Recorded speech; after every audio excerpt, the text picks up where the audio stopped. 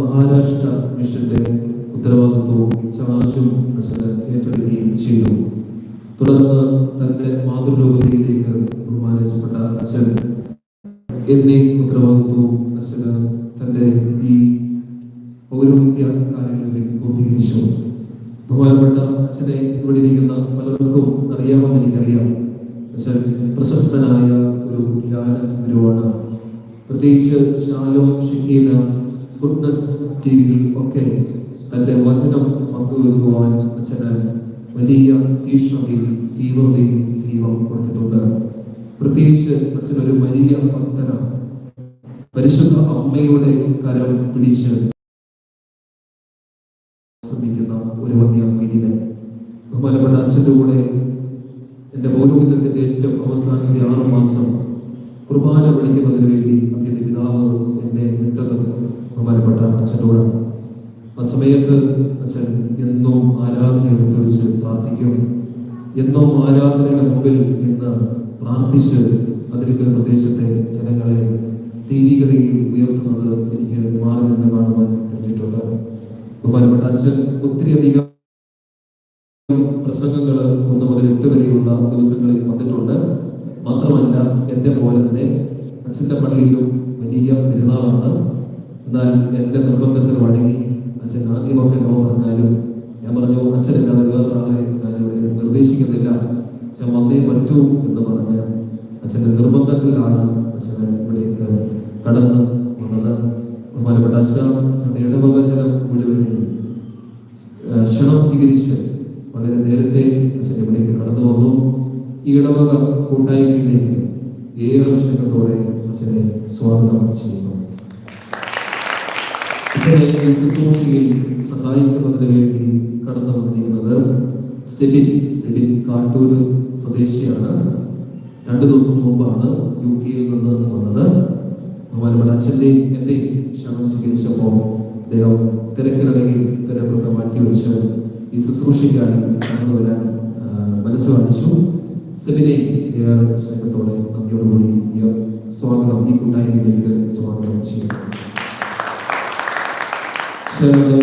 ഈ ധ്യാനം നന്നായി ഒരുക്കപ്പെടുമ്പോൾ പ്രവാസികളായ 2 നമ്മുടെ മക്കൾ ഇന്നലെ വിളിച്ചു രാവിലെ. നമ്മുടെ ദേവാലയത്തിൽ അനുഗ്രഹീതമായ ധ്യാന ശുശ്രൂഷ നടത്തുമ്പോൾ പ്രവാസ ലോകത്തിൽ ആയിരിക്കുന്ന ഞങ്ങൾക്ക് ഇതൊന്നും കിട്ടുന്നില്ല. അച്ഛന് പറ്റുമെങ്കിൽ അച്ഛനൊന്ന് ലൈവായിട്ട് ക്രമീകരിക്കണം. നമുക്കറിയാം നമ്മുടെ സാമ്പത്തിക സ്ഥിതിയൊക്കെ നമുക്കറിയാം. ഞാനപ്പം ഈശോയോട് ചോദിച്ചു എന്താണ് ചെയ്യേണ്ടത് എന്ന്. തിരിച്ചു നോ പറയാനും എനിക്ക് പറ്റുന്നില്ല. എൻ്റെ മുമ്പിൽ ജോയിലും എൻ്റെ മുമ്പിൽ മൽവിനും ഉണ്ട്. ഇവർ രണ്ടും അതിരിക്കൽ സ്വദേശികളാണ്. അവർ 2 പേര് ഇങ്ങനെ ചെറുതായിട്ട് ലൈവ് ഒക്കെ ചെയ്യുന്നവരാണ്. കോളേജ് ഞാൻ വിളിക്കുമ്പോൾ ഇവർ 2 പേരും കോളേജിലാണ്. ഞാൻ വിളിച്ചപ്പോൾ വളരെ സ്നേഹത്തോടെ മൽവിനും ജോയിലും ഇവിടേക്ക് കടന്നു വന്നു. ഈ ഒരവസരത്തിൽ നിങ്ങൾ 2 പേരെയും ഏറെ സ്നേഹത്തോടെ ഈ കൂട്ടായ്മയിലേക്ക് സ്വാഗതം ചെയ്യുന്നു. അതോടൊപ്പം തന്നെ എല്ലാവരെയും ഈ ധ്യാനത്തിലേക്ക് സ്വാഗതം ചെയ്യുന്നു. എല്ലാവർക്കും നല്ല ഒരു ധ്യാനം ആശംസിക്കുന്നു. ദൈവം സമൃദ്ധമായി അനുഗ്രഹിക്കട്ടെ.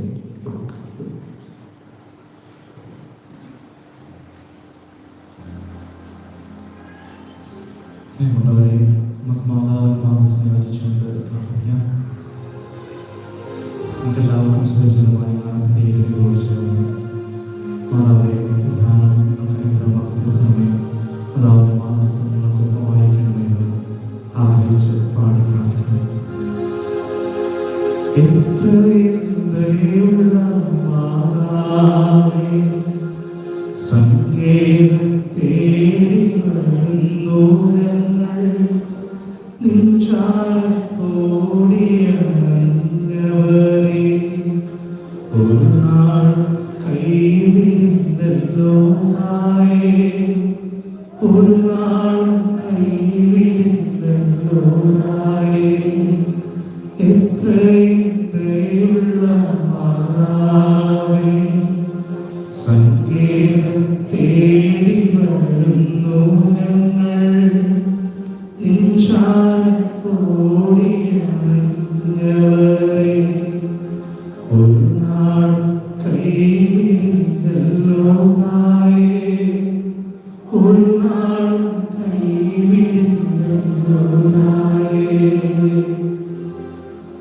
എഴുന്നേറ്റ് നിൽക്കാം.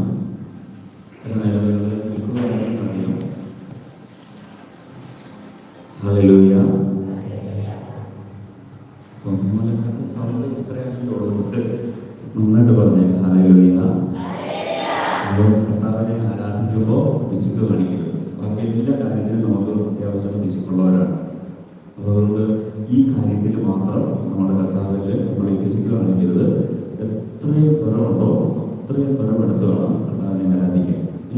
പാട്ടൊക്കെ പാടുമ്പോൾ നന്നായിട്ട് കരങ്ങളടിച്ച് ഈശോയെ ആരാധിക്കണം. ഈ ഒരു 2 ദിവസം, നമുക്ക് 2 ദിവസമേ ഉള്ളൂ.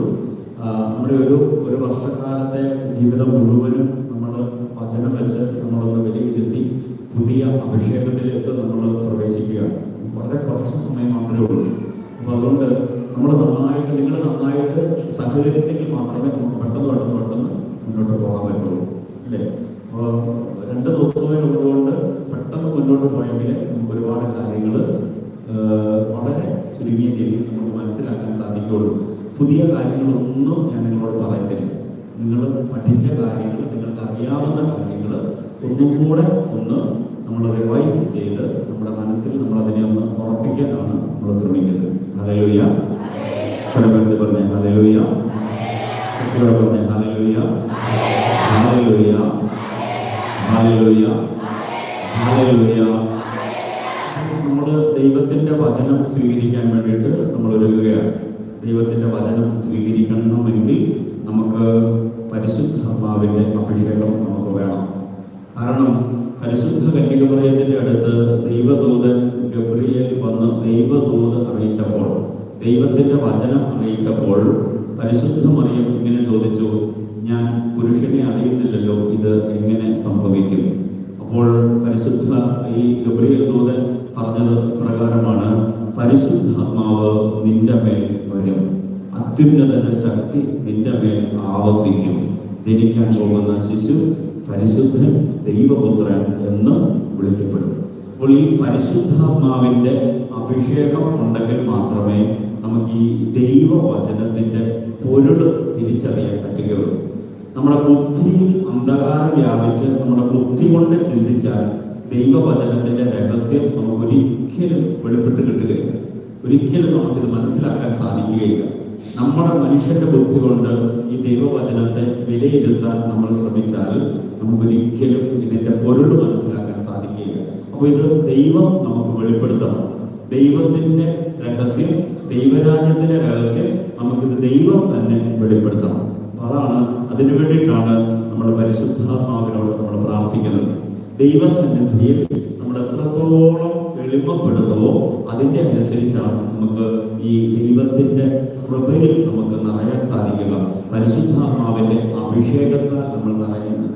പരിശുദ്ധാത്മാവിൻ്റെ അഭിഷേകം നമുക്ക് വേണമെങ്കിൽ പരിശുദ്ധ അമ്മയെ പോലെ ഇതാ ഞാൻ കർത്താവിൻ്റെ ദാസി, ഒരു വചനം കേൾക്കുമ്പോൾ അതിനെ പ്രതി അല്ലെങ്കിൽ ആ വചനത്തോട് നമുക്ക് പറയാൻ സാധിക്കണം, ഇതാ ഞാൻ കർത്താവിൻ്റെ ദാസി, ഈ വചനം എന്നിൽ നിറവേറട്ടെ, ഈ വചനം എന്നിൽ രൂപമെടുക്കട്ടെ. അതല്ലാതെ ഇത് ഞാൻ എത്ര കേട്ട വചനമാണ്, ഇത് ഞാൻ പണ്ട് കേട്ടിട്ടുണ്ട്, ഇതെനിക്ക് അറിയാവുന്ന വചനമാണ്, ഇത് ഞാൻ പ്രാർത്ഥിക്കുന്ന വചനമാണ്, ഇത് എന്നെ ബാധിക്കുന്നതല്ല, ഇത് അവരെ ഉദ്ദേശിച്ച് അച്ഛൻ പറഞ്ഞതാണ് എന്നൊക്കെ ചിന്തിച്ചുകൊണ്ടിരുന്നാൽ ഈ വചനം ഒരിക്കലും നമ്മളെ സ്പർശിക്കുകയില്ല. അതൊക്കെ നമ്മൾ കുറച്ച് കഴിയുമ്പോൾ നമുക്ക് കുറച്ചും കൂടെ വിശദമായിട്ട് നമ്മൾ മനസ്സിലാക്കും. അതുകൊണ്ട് നന്നായിട്ട് എളിമപ്പെട്ട് ദൈവസന്നിധിയിലിരിക്കണം. ഞാൻ പറയുന്നത് ഇപ്പം ഞാനൊരു ഉപകരണം മാത്രമാണ്. ഈ വചനം ഇത് ദൈവത്തിൻ്റെ വചനമാണ്, ഇത് ജീവനുള്ള വചനമാണ്. ഓരോ വചനവും ഇവിടെ നിന്ന് പ്രഘോഷിക്കപ്പെടുമ്പോൾ ആ വചനം നിങ്ങളിൽ സൗഖ്യത്തിൻ്റെയും വിടുതലിൻ്റെയും ശുശ്രൂഷ ചെയ്തുകൊണ്ടിരിക്കും. ഓരോ വചനവും ഇവിടെ നിന്ന് ജീവിക്കുന്ന വചനമാണ് ഇവിടെ നിന്ന് പറയുന്നത്. ഇത് ഞാൻ എൻ്റെ നാവിലൂടെ പറയുന്നു എന്ന് മാത്രമേ ഉള്ളൂ.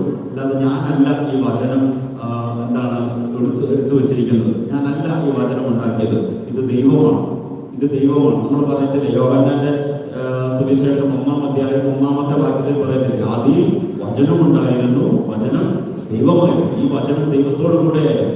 ഈ വചനമാണ്, ജീവിക്കുന്ന വചനമാണ് നമ്മളോട് പറയാൻ പോകുന്നത്. അപ്പൊ ഈ വചനത്തിന്റെ മുൻപിൽ നമ്മൾ അവതരിക്കരുത്.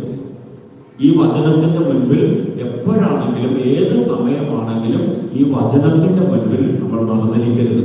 മറുതലിച്ചാൽ അത് ദൈവത്തോട് മറുതലിക്കുന്നതിന് തുല്യമാണ്. അപ്പോൾ നമുക്ക് എന്ത് വേണം? എളിമ വേണം. ഈശോയെ, വചനം കൊണ്ട് എന്നെ നിറയ്ക്കണമേ എന്ന് നമ്മൾ പ്രാർത്ഥിക്കണം. വചനമില്ലാതെ വചനത്തിന്റെ ഫലം പുറപ്പെടുവിക്കാൻ നമുക്ക് സാധിക്കില്ല. ഹല്ലേലൂയ, ഹല്ലേലൂയ, ഹല്ലേലൂയ. ഹല്ലേലൂയ. വചനമില്ലാതെ വചനത്തിന്റെ ഫലം പുറപ്പെടുവിക്കാൻ സാധിക്കില്ല. പരിശുദ്ധാത്മാവില്ലാതെ പരിശുദ്ധാത്മാവിന്റെ ഫലം പുറപ്പെടുവിക്കാൻ നമുക്ക് സാധിക്കില്ല. ചെടിയില്ലാതെ ഫലം ഉണ്ടാവുക ഇല്ല. പ്ലാവ് നട്ടുപിടിപ്പിച്ചിട്ട് ആപ്പിൾ വാന്ന് പറഞ്ഞുകൊണ്ട് ആപ്പിൾ വരുമോ? ഇല്ല. ഈശോ തന്നെ പറയുന്നുണ്ടല്ലോ, ലൂക്കോസിന്റെ സുവിശേഷം, മത്തായിയുടെ സുവിശേഷം 7-ാം അധ്യായത്തിൽ പറയുന്നുണ്ട്, മുന്തിരിയിൽ നിന്ന് അത്തിപ്പഴം നമുക്ക് കിട്ടുകയില്ല. കിട്ടുമോ? കിട്ടുന്നില്ല. അത്തിവൃക്ഷത്തിൽ നിന്ന് മാത്രമേ അത്തിപ്പഴം കിട്ടുകയുള്ളൂ. പരിശുദ്ധാത്മാവ് ഉണ്ടെങ്കിൽ മാത്രമേ പരിശുദ്ധാത്മാവിന്റെ ഫലം പുറത്തു വരുന്നുള്ളൂ. ദൈവത്തിന്റെ വചനം നമ്മുടെ ഉള്ളിലുണ്ടെങ്കിൽ മാത്രമേ വചനത്തിന്റെ ഫലം നമുക്ക് പുറപ്പെടുവിക്കാൻ സാധിക്കുകയുള്ളൂ. Hallelujah, hallelujah. നമ്മൾ ഇങ്ങനെയുള്ള കാര്യങ്ങളാണ് നമ്മളൊന്ന് വിലയിരുത്തുന്നത്. എത്രത്തോളം നമ്മളുടെ ജീവിതത്തെ നമ്മൾ ദൈവരാജ്യത്തിന്റെ വചന ജീവിതമാക്കി, അല്ലെങ്കിൽ ദൈവം ആഗ്രഹിക്കുന്നത് പോലെ നമ്മൾ ജീവിക്കുന്നു എന്നുള്ളതാണ് നമ്മൾ പ്രധാനമായിട്ട് ചിന്തിക്കാൻ പോകുന്നത്. ദൈവം ആഗ്രഹിക്കുന്നത് പോലെ ജീവിക്കാൻ എനിക്ക് സാധിക്കുന്നുണ്ടോ? അതോ ഈ വചനത്തിന്റെ ഫലം പുറപ്പെടുവിക്കുന്നതിനെക്കാട്ടിൽ കൂടുതൽ ഞാൻ ആത്മാവിന്റെ ഫലം പുറപ്പെടുവിക്കുന്നതിനെക്കാട്ടിൽ കൂടുതൽ ഞാൻ ഈ ലോകത്തിന്റെ ഫലമാണ് പുറപ്പെടുവിക്കുന്നത്? എല്ലാവരും അവനവന്റെ പ്രവൃത്തികൾക്കനുസരിച്ച് പ്രതിഫലം കിട്ടും. ഇവിടെ നമ്മൾ ചെയ്യുന്ന പ്രവൃത്തികൾക്കനുസരിച്ച് നമുക്ക് പ്രതിഫലം കിട്ടും. ലോകത്തിന്റെ ഫലങ്ങളാണ് പ്രവർത്തിക്കുന്നതെങ്കിൽ ലോകത്തിന്റെ പ്രതിഫലം നമുക്ക് കിട്ടും. ദൈവരാജ്യത്തിന്റെ ഫലമാണ് നമ്മൾ പുറപ്പെടുവിക്കുന്നതെങ്കിൽ ദൈവരാജ്യത്തിന്റെ പ്രതിഫലം നമുക്ക് കിട്ടും. Hallelujah, hallelujah. ശക്തിയോടെ പറഞ്ഞ ഹല്ലേലൂയ, സന്തോഷത്തോടെ പറഞ്ഞ ഹല്ലേലൂയ, പറഞ്ഞ ഹല്ലേലൂയ, ഹല്ലേലൂയ. നമ്മൾ പ്രാർത്ഥിക്കാൻ പോവാണ്. നന്നായിട്ട് കരങ്ങളടിച്ച് പരിശുദ്ധാത്മാവിന്റെ ഗാനം ആലപിച്ച് നമ്മൾ അഭിഷേകത്തിന് വേണ്ടി പ്രാർത്ഥിക്കാൻ പോവുകയാണ്. നന്നായിട്ട് പ്രാർത്ഥിക്കണം, നന്നായിട്ട് പ്രാർത്ഥിക്കണം. ഈശോയെ, ഈ നമ്മൾ ഈ രോഗം സുഖപ്പെടാനും പിന്നെ ദാരിദ്ര്യം മാറാനും കടബാധ്യത മാറാനും ഒന്നും പ്രാർത്ഥിക്കരുത്. അതൊന്നും പ്രാർത്ഥിക്കരുത്. നമ്മൾക്ക് വേണ്ടത് പരിശുദ്ധാത്മാവിന്റെ അഭിഷേകമാണ്. ഈ അഭിഷേകം വന്ന് കഴിയുമ്പോൾ മാത്രമേ ബാക്കി എല്ലാം ശരിയാവത്തുള്ളൂ. ഈശോ പറഞ്ഞിട്ടില്ലേ, ആദ്യം അവിടുത്തെ രാജ്യവും നീതിയും അന്വേഷിക്കുക, ബാക്കി എല്ലാം അതിനോട് കൂട്ടിച്ചേർക്കപ്പെടും. അപ്പൊ നമുക്ക് വേണ്ടത് വീടും കാറും വസ്തുവും ജോലിയും തടസ്സങ്ങളും ഇതെല്ലാം അല്ല, ഇതൊന്നുമല്ല. ഇതെല്ലാം മാറണമെങ്കിൽ ഇതിനെല്ലാം ഒറ്റ ഉത്തരവേ ഉള്ളൂ, പരിശുദ്ധാത്മാവ്. അല്ലെങ്കിൽ ഇങ്ങനെ ഓരോന്നിങ്ങനെ മേടിച്ചോണ്ടിരിക്കും, ഓരോന്നിങ്ങനെ ചോദിച്ചോണ്ടിരിക്കും. ഇതെല്ലാം കൂടെ ഹോൾസെയിൽ ആയിട്ട് കിട്ടുന്നതാണ് എന്ത്? പരിശുദ്ധാത്മാവ്. നമുക്ക് കിട്ടേണ്ട അഭിഷേകവും കൃപയും എല്ലാം കൂടെ ഹോൾസെയിൽ ആയിട്ട് കിട്ടുന്നതാണ് പരിശുദ്ധാത്മാവ്. പരിശുദ്ധാത്മാവിനെ വേണം, അവർ ഓരോന്ന് മതിയോ?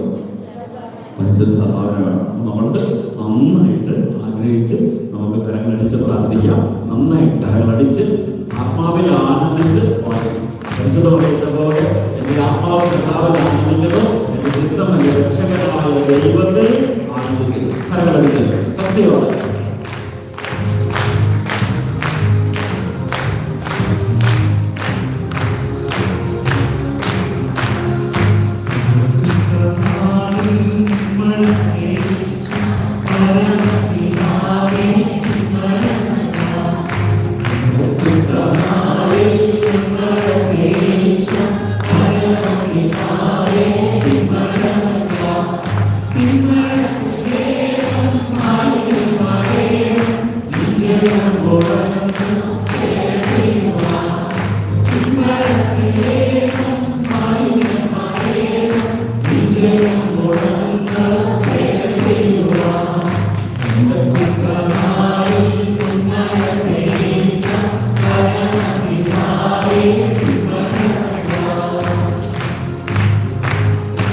സന്തോഷത്തോടെ ആഗ്രഹിച്ച പ്രാർത്ഥന ഒരു പുത്തൻ അഭിഷേകം.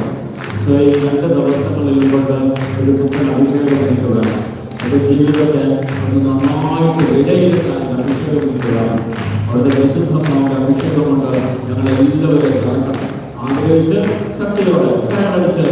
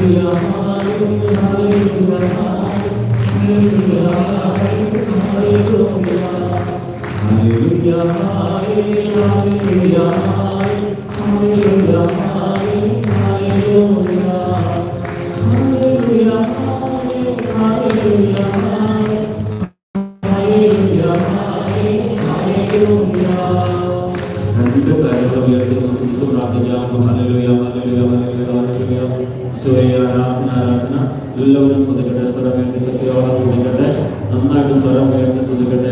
ഹല്ലേലൂയ ഹല്ലേലൂയ ഹല്ലേലൂയ ഹല്ലേലൂയ ഹല്ലേലൂയ ഹല്ലേലൂയ ഹല്ലേലൂയ ഹല്ലേലൂയ ഹല്ലേലൂയ ഹല്ലേലൂയ ഹല്ലേലൂയ ഹല്ലേലൂയ ഹല്ലേലൂയ സ്വയ ആരാധന ആരാധന ആരാധന ആരാധന ആരാധന ആരാധന ആരാധന സ്വയ ആരാധന ആരാധന ആരാധന ആരാധന ആരാധന ആരാധന സ്വയ ആരാധന ആരാധന ആരാധന. സ്വരം ഉയർത്തി ശക്തിയോടെ സ്വരം ഉയർത്തി ശ്രദ്ധിക്കട്ടെ. ഹല്ലേലൂയ ഹല്ലേലൂയ ഹല്ലേലൂയ ഹല്ലേലൂയ ഹല്ലേലൂയ ഹല്ലേലൂയ ഹല്ലേലൂയ ഹല്ലേലൂയ ഹല്ലേലൂയ ഹല്ലേലൂയ ഹല്ലേലൂയ ഹല്ലേലൂയ ഹല്ലേലൂയ സ്വയ ആരാധന ആരാധന ആരാധന ആരാധന ആരാധന ആരാധന സ്വയ ആരാധന ആരാധന ആരാധന ആരാധന ആരാധന ആരാധന ആരാധന സ്വയ ആരാധന ആരാധന ആരാധന ആരാധന സ്വയ ആരാധന ആരാധന ആരാധന സ്വയ പരിശുദ്ധമ്മയുടെ ഹൃദയത്തിലേക്ക് നമ്മുടെ നിയോഗങ്ങളെ നമുക്ക് സമർപ്പിക്കാം. ഇത് 3 നിയോഗങ്ങൾ നമുക്ക് ആവശ്യമുള്ള ഏറ്റവും അത്യാവശ്യമായിട്ടുള്ള 3 നിയോഗങ്ങൾ പരിശുദ്ധമ്മയുടെ ഹൃദയത്തിലേക്ക് സമർപ്പിക്കാം. ചെല്ലുന്ന പ്രാർത്ഥന നമുക്ക് നീറ്റിലെല്ലാം. പരിശുദ്ധാത്മാവേ എഴുന്നള്ളി വരണമേ. എല്ലാവരും ഒരുമിച്ച് സ്വരം ഉയർത്തി പ്രാർത്ഥിക്കാം. പരിശുദ്ധാത്മാവേ എഴുന്നള്ളി വരണമേ. അവിടുത്തെ ഇഷ്ടദാസിയായ പരിശുദ്ധ ദൈവമാതാവിൻ്റെ ഹൃദയത്തിൻ്റെ ശക്തമായ മധ്യസ്ഥതയാൽ നിങ്ങളിൽ വന്ന് നിറയണമേ, നിങ്ങളെ സഹായിക്കണമേ. പരിശുദ്ധാത്മാവേ എഴുന്നള്ളി വരണമേ. അവിടുത്തെ ഇഷ്ടദാസിയായ പരിശുദ്ധ ദൈവമാതാവിൻ്റെ ഹൃദയത്തിൻ്റെ ശക്തമായ മധ്യസ്ഥതയാൽ ഞങ്ങളിൽ വന്ന് നിറയണമേ, നിങ്ങളെ സഹായിക്കണമേ. പരിശുദ്ധാത്മാവേ എഴുന്നള്ളി വരണമേ. അവിടുത്തെ ഇഷ്ടദാസി വിശ്വാസിയായ പരിശുദ്ധ ദൈവമാതാവിൻ്റെ ഹൃദയത്തിൻ്റെ ശക്തമായ മധ്യസ്ഥതയാൽ ഞങ്ങളിൽ വന്ന് നിറയണമേ, ഞങ്ങളെ സഹായിക്കണമേ. ഹല്ലേലൂയ, ഹല്ലേലൂയ, ഹല്ലേലൂയ, ഹല്ലേലൂയ.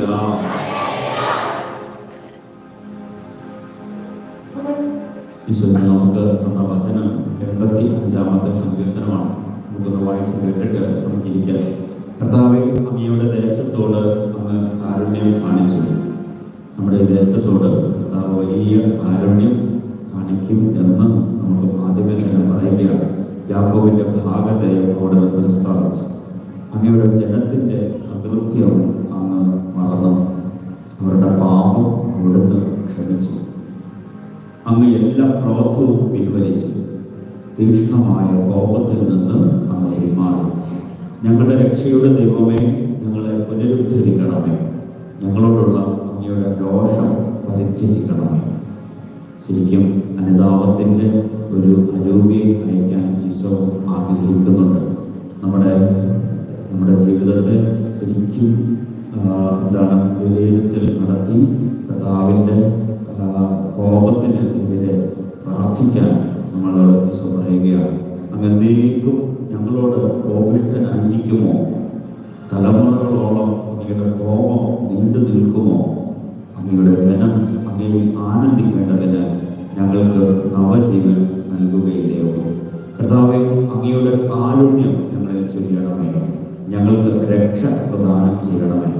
കർത്താവായ ദൈവം അരുളി ചെയ്യുന്നത് ഞാൻ കേൾക്കും, അവിടുന്ന് തൻ്റെ ജനത്തിന് സമാധാനം അരുളും. ഹൃദയപൂർവ്വം തന്നിലേക്ക് തിരിയുന്ന തൻ്റെ വിശുദ്ധർക്ക് തന്നെ. അവിടുത്തെ ഭയപ്പെടുന്നവർക്ക് രക്ഷ സമീപസ്ഥമാണ്. മഹത്വം നമ്മുടെ ദേശത്ത് കുടികൊള്ളും. കാരുണ്യവും വിശ്വസ്തതയും തമ്മിൽ ആശ്ലേഷിക്കും. നീതിയും സമാധാനവും പരസ്പരം ചിന്തിക്കും. ഭൂമിയിൽ വിശ്വസ്തത മുളയെടുക്കും. നീതി ആകാശത്ത് നിന്ന് ഭൂമിയെ കടാക്ഷിക്കും. കർത്താവ് നന്മ പ്രദാനം ചെയ്യും.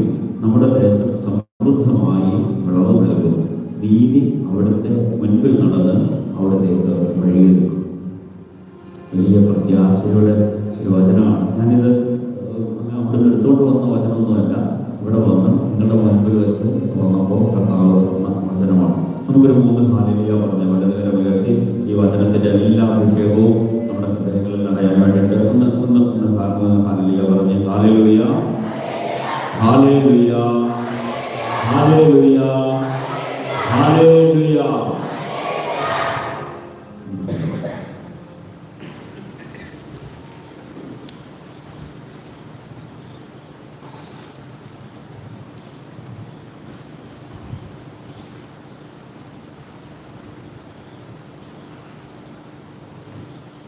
നിങ്ങളുടെ വികാരിച്ചൻ്റെ തള്ളു കേട്ടപ്പോൾ ഞാൻ വിചാരിച്ച് ഇന്നുകൊണ്ട് തന്നെ നിർത്തണമെന്ന് വിചാരിച്ചു.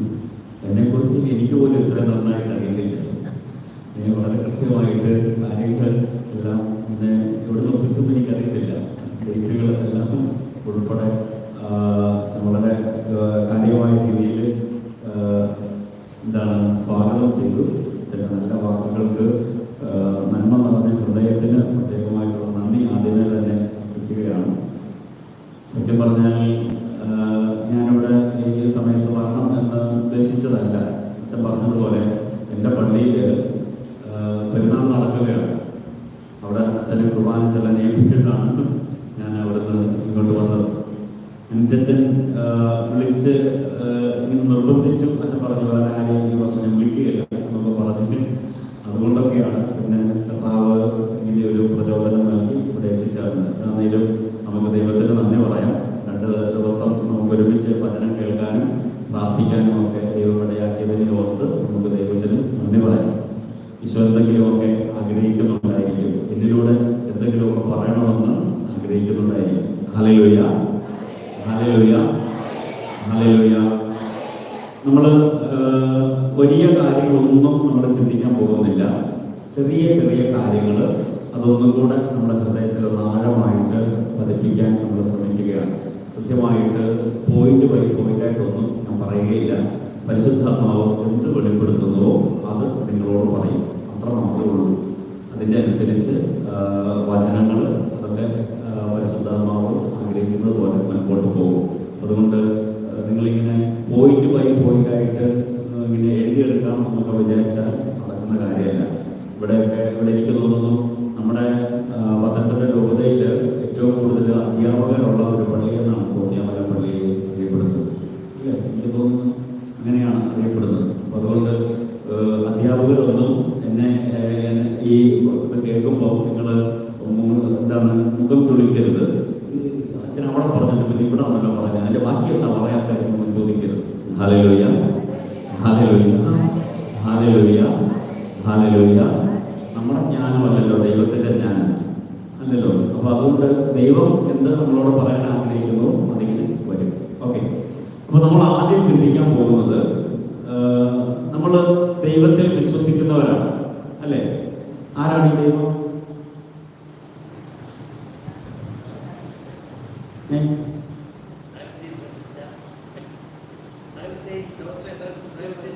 സകലത്തെയും സൃഷ്ടിച്ചവൻ, സ്രഷ്ടാവാണ് ദൈവം. പിന്നെ വേറെ എന്തെങ്കിലും ഇനി എന്തെങ്കിലും പെട്ടെന്ന് അതാ പറഞ്ഞത്, നിങ്ങൾ സഹകരിച്ചെങ്കിലേ മുന്നോട്ട് പോകുള്ളൂ. ചില പറയുന്ന ഉത്തരം പറയണം. ഒരാളുടെ ഉത്തരം പറഞ്ഞാൽ മതി, എല്ലാവർക്കും പറയാൻ അവസരം കൊടുക്കണം. സൃഷ്ടിക്കുന്നവനാണ്, നിയന്ത്രിക്കുന്നവനാണ്, പിന്നെ രക്ഷകനാണ്.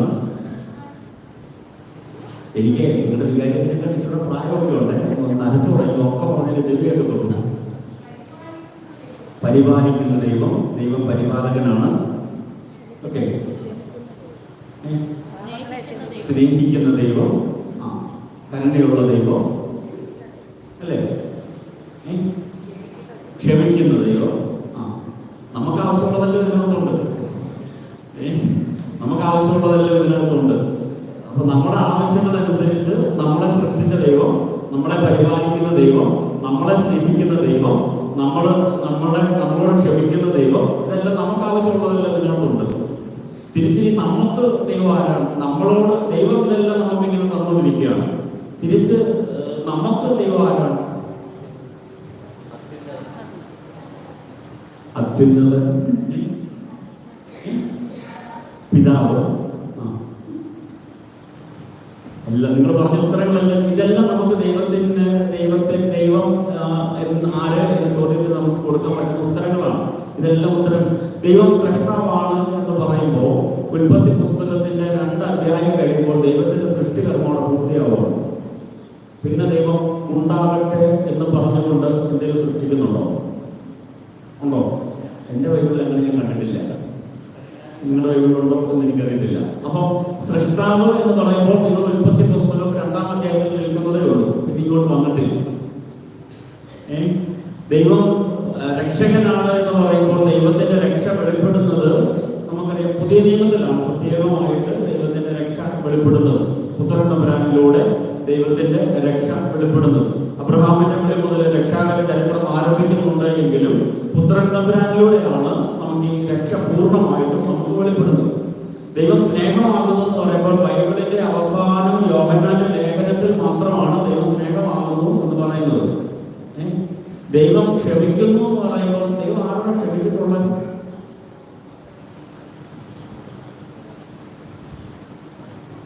ദൈവം പഴയ നിയമത്തിൽ ദൈവം ആരോടെ ക്ഷമിച്ചതായിട്ട് കാണുന്നുണ്ടോ? എപ്പോഴാണ് ക്ഷമിക്കുന്ന ദൈവം ക്ഷമിക്കുന്നത് എപ്പോഴാണ്? പഴയ നിയമത്തിൽ ജനം തെറ്റ് ചെയ്യും. അപ്പം മോശ വന്നിട്ട് നെഞ്ചത്തടിച്ച് നിലവിളിക്കും, കർത്താവേ ദൈവമേ ഈ ജനത്തെ നീ കൈവിടരുത് എന്ന് പറഞ്ഞുകൊണ്ട് മോശ കടന്ന് നെഞ്ചത്തടിച്ച് നിലവിളിക്കും. അപ്പൊ എന്താ പറയുക? എന്നാ പിന്നെ പോട്ടെ, ഞാൻ ക്ഷമിച്ചിരിക്കുന്നു എന്ന് പറയും. വീണ്ടും ഇച്ചിരി കഴിയുമ്പോൾ ജനം വീണ്ടും തെറ്റ് ചെയ്യും. അപ്പൊ വീണ്ടും ദൈവം കോപിക്കും. അപ്പൊ വീണ്ടും മോശ വന്നിട്ട് നെഞ്ചത്തടിക്കും. അപ്പൊ വീണ്ടും ക്ഷമിക്കും. ഇതാണ് പഴയ നിയമത്തിൽ നമുക്ക് കാണാൻ പറ്റുന്നത് അല്ലെ? പുതിയ നിയമത്തിലേക്ക് വരുമ്പോഴും ദൈവം ക്ഷമിക്കുന്നവനാണ് എന്ന് പറയുമ്പോൾ ആരോടാ ദൈവം ക്ഷമിക്കുന്നത്? അനുദപിക്കുന്നവരോടാണ് ദൈവം ക്ഷമിക്കുന്നത്. അതുകൊണ്ടാണ് ലൂക്കോസിന്റെ സുവിശേഷത്തിൽ പറയുന്നത് അനുദപിക്കുന്ന പാപിയെ കുറിച്ച് സ്വർഗത്തിൽ കൂടുതൽ സന്തോഷമുണ്ടാകും. അനുദപിക്കുന്ന പാപിയെ കുറിച്ച് സ്വർഗത്തിൽ കൂടുതൽ സന്തോഷമുണ്ടാകും. അപ്പൊ ഇതെല്ലാം ദൈവത്തെ കുറിച്ച് നമുക്ക് പറയാൻ പറ്റുന്നത്. പക്ഷെ ഉൽപ്പത്തി പുസ്തകം മുതൽ വെളിപാട് പുസ്തകം വരെ വായിച്ചു തീർക്കുമ്പോൾ ഒറ്റ വാക്കിൽ ദൈവം ആരാണെന്ന് ചോദിച്ചാൽ നമുക്കൊന്ന് പറയാൻ പറ്റും. ദൈവം പരിശുദ്ധനാണ്. ഒറ്റ വാക്കിൽ പറഞ്ഞാൽ ദൈവം പരിശുദ്ധനാണ്. ഈ പരിശുദ്ധി എന്ന് പറയുന്ന നമ്മൾ പറയത്തില്ലേ, നമ്മൾ ഒരു ദിവസം എത്ര പ്രാവശ്യം പറയും, ദൈവമേ നീ എന്താ സൃഷ്ടാവാകുന്നു പറയുന്നത് അല്ല, എന്താ പറയുന്നത്? പരിശുദ്ധനാകുന്നു എന്നാണ് പറയുന്നത് അല്ലേ? പരിശുദ്ധ കുർബാനക്കിടയ്ക്ക് എത്ര പ്രാവശ്യം ദൈവത്തിന്റെ പരിശുദ്ധിയെ പറയുന്നത്, ദൈവത്തിന്റെ പരിശുദ്ധിയെ കുറിച്ച് പറയുന്നുണ്ട്. പരിശുദ്ധ നമ്മുടെ ഒരു കുർബാനക്കിടയ്ക്ക് എത്ര പ്രാവശ്യം ആവർത്തിച്ച് പറയുന്നുണ്ട് ദൈവം പരിശുദ്ധനാണ്.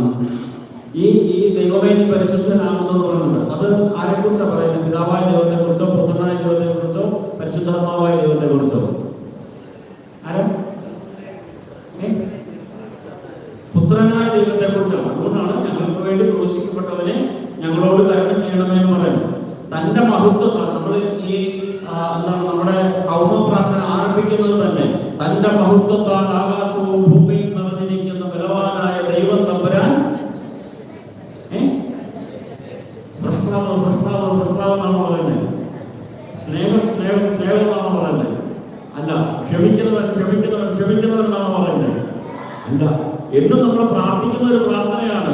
തന്റെ മഹത്വത്താൽ ആകാശവും ഭൂമിയും നിറഞ്ഞിരിക്കുന്ന ബലവാനായ ദൈവം തമ്പുരാൻ പരിശുദ്ധൻ.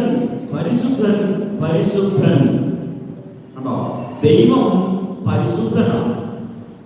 അങ്ങനെയാണെങ്കിൽ ദൈവം പരിശുദ്ധനാണ് എങ്കിൽ നമ്മൾ ആരായി തീരണം? പരിശുദ്ധരായിട്ട് തീരണം. അതുകൊണ്ടാണ് പത്രോസിന്റെ ലേഖനത്തിൽ പത്രോസ് പറയുന്നത്, നിന്നെ വിളിച്ചിരിക്കുന്നവൻ പരിശുദ്ധനായിരിക്കുന്നത് പോലെ നീയും പരിശുദ്ധനായിരിക്കണം. പത്രോസിന്റെ 1-ാമത്തെ ലേഖനം 1-ാം അധ്യായം 15-ാമത്തെ വാക്യത്തിൽ പറയുന്നുണ്ട്. 1 പത്രോസ് 1:15 പറയുന്നുണ്ട്, നിന്നെ വിളിച്ചിരിക്കുന്നവൻ പരിശുദ്ധനായിരിക്കുന്നത് പോലെ എല്ലാ കാര്യങ്ങളിലും നിങ്ങളും പരിശുദ്ധരായിരിക്കണം. അതാണ്. ഇനി ദൈവത്തിന്റെ പരിശുദ്ധിയെ മനസ്സിലാക്കാൻ 1-2 കാര്യങ്ങൾ ബൈബിളിൽ നിന്ന് പെട്ടെന്ന് ഞാൻ എടുത്തു പറയാം, നിങ്ങൾക്കൊന്ന് മനസ്സിലാക്കാൻ വേണ്ടിയിട്ട് മാത്രം. ആദ്യം മോശയ്ക്ക് മുൾപ്പടർപ്പിൽ വെളിപ്പെടുന്ന ഒരു ദൈവത്തെ നമുക്ക് കാണാം. മോശയ്ക്ക് മുൾപ്പടർപ്പിൽ വെളിപ്പെടുന്ന ഒരു ദൈവമുണ്ട്. മുൾപ്പടർപ്പ് കത്തിക്കൊണ്ടിരിക്കുന്നു, അതിന്റെ നടുവിൽ ഒരു വൃക്ഷം മാത്രം കത്താതെ അങ്ങനെ നിൽക്കുന്നു. ഉൽപ്പത്തി പുസ്തകത്തിൽ നമുക്ക് പുറപ്പാടിന്റെ പുസ്തകത്തിൽ നമുക്ക് വായിക്കാൻ സാധിക്കും. അപ്പൊ അങ്ങനെ ഇത് ഇങ്ങനെ കത്തിക്കൊണ്ടിരിക്കുമ്പോൾ മോശ ഇതെന്താണ് മാജിക്കെന്ന് അറിയാൻ വേണ്ടിയിട്ട് ഓടി അങ്ങോട്ട് ചെന്നപ്പോൾ മോശയോട് പറഞ്ഞു, നിൽക്കവിടെ, നീ നിൽക്കുന്ന സ്ഥലം പരിശുദ്ധമാണ്. ദൈവം ഇറങ്ങി വന്നിരിക്കുന്ന, അഗ്നിയിൽ ഇറങ്ങി വന്നിരിക്കുന്ന ഈ സ്ഥലം പരിശുദ്ധമായതുകൊണ്ട് നിന്നെ ശുദ്ധനാക്കാതെ നിനക്ക് ഈ പരിശുദ്ധിയിലേക്ക് പ്രവേശിക്കാൻ സാധിക്കുകയില്ല. നിന്റെ ചെരുപ്പ് അഴിച്ചു മാറ്റി നിന്നെ തന്നെ വിശുദ്ധീകരിച്ചിട്ട് വേണം നീ ഈ ദൈവത്തിന്റെ അടുത്തേക്ക്, ഈ അഗ്നിയിൽ ഇറങ്ങി വന്ന ഈ ശുദ്ധീകരിക്കുന്ന ഈ ദൈവത്തിന്റെ അടുത്തേക്ക് നീ കയറണമെങ്കിൽ നിനക്കെന്ത് വേണം? നിനക്ക് പരിശുദ്ധി വേണം, നിനക്ക് വിശുദ്ധി വേണം. അതാണ് ഇവിടെ പറയുന്നത്. സീനായ് മലയിൽ വീണ്ടും മോശയുടെ പ്രാർത്ഥന കൊണ്ട് ദൈവം ഇറങ്ങി വരുന്നുണ്ട് ജനത്തെ കാണാൻ വേണ്ടിയിട്ട്. സീനായ് മലയിൽ കൽപ്പനകൾ കൊടുത്തതിന് ശേഷം ഇറങ്ങി വരുന്നുണ്ട്. പുറപ്പാടിന്റെ പുസ്തകം 10-ാം അധ്യായത്തിൽ നമുക്കിത് കാണാൻ സാധിക്കും. ഇറങ്ങി വരുന്നതിന് മുൻപേ കർത്താവ് ദൈവം മോശയോട് പറയുന്നുണ്ട്, സീനായ് മലയുടെ അടിവാരത്തിൽ വേലി കെട്ടിത്തിരിക്കണം. മനുഷ്യനോ മൃഗങ്ങളോ ആരും ഞാൻ ഇറങ്ങി വരുന്ന സമയത്ത് മലയിൽ തൊടുകയോ മലയിലേക്ക് കയറുകയോ ചെയ്യരുത്. ആരെങ്കിലും മലയെ സ്പർശിക്കുകയോ തൊടുകയോ കയറുകയോ ചെയ്താൽ അവൻ കൊല്ലപ്പെടണം. എന്നാ ദൈവമാണ് ഇത്രയും വലിയ സ്നേഹമാണെന്ന് പറഞ്ഞിട്ട് ദൈവം ഇറങ്ങി വരുന്ന സമയത്ത് നമ്മൾ അങ്ങോട്ട് ചെന്നാൽ തീർന്നു അല്ലേ? നമുക്കല്ലേ ദൈവത്തെ വിലയില്ലാത്തുള്ളൂ. ദൈവത്തിന്റെ ദൈവത്തെ നല്ല മതിപ്പാണ്. ഹല്ലേലൂയ പറഞ്ഞേ, സ്വരം വേണ്ടി പറ ഹല്ലേലൂയ. നിങ്ങൾ ഓരോ ഹല്ലേലൂയ പറയുമ്പോഴും നിങ്ങളുടെ ഉള്ളിൽ ഓരോ പുറത്തു പോകും. അതുകൊണ്ട് എപ്പോഴും ഹല്ലേലൂയ ഇതിനു വേണ്ടി പിശാചിനുള്ള കഴിയുമ്പോൾ മനസ്സിലാവും എത്രത്തോളം ഉണ്ടെന്ന്. ഹല്ലേലൂയ. അപ്പോ ദൈവം പരിശുദ്ധനാണ്. വീണ്ടും നിങ്ങൾക്ക് മനസ്സിലായല്ലോ അല്ലേ? അവിടെ സീനായ് മലയിൽ ദൈവം ഇറങ്ങി വരുമ്പോ പറയുന്നുണ്ട്, ഞാൻ കടന്നു പോകുന്ന സമയത്ത് ആരും ഈ മലയിലേക്ക് കയറരുത്. സാമൂഹ്യ പ്രവാചകന്റെ പുസ്തകത്തിൽ നഷ്ടപ്പെട്ടു പോയ വാഗ്ദാന പേടകം ആറാം അധ്യായത്തിൽ ദാവീദ് തിരിച്ചു കൊണ്ടുവരുന്ന സമയത്ത് വാഗ്ദാന പേടകം പുരോഹിതന്മാർ ഇങ്ങനെ വഹിച്ചുകൊണ്ടിരിക്കുകയാണ്, തോളിൽ ഇങ്ങനെ വെച്ചുകൊണ്ട് വരിക. അപ്പോൾ ഒരു തോട് കയറി ഇറങ്ങാമല്ലോ, അതിങ്ങനെ തോട് കയറി ഇറങ്ങി ഇങ്ങനെ തോട്ടിലേക്ക് ഇറങ്ങിയപ്പോൾ ഈ വാഗ്ദാന പേടകം, തോളിലിരുന്ന വാഗ്ദാന പേടകം ഒന്ന് ചരിഞ്ഞു. പാവം പിടിച്ച ഒരു മനുഷ്യൻ അടുത്ത് നിന്ന് അത് താഴെ വീഴാതിരിക്കാൻ വേണ്ടി ഒന്ന് തൊട്ടതാണ്. അപ്പോഴേ അവൻ മരിച്ചു.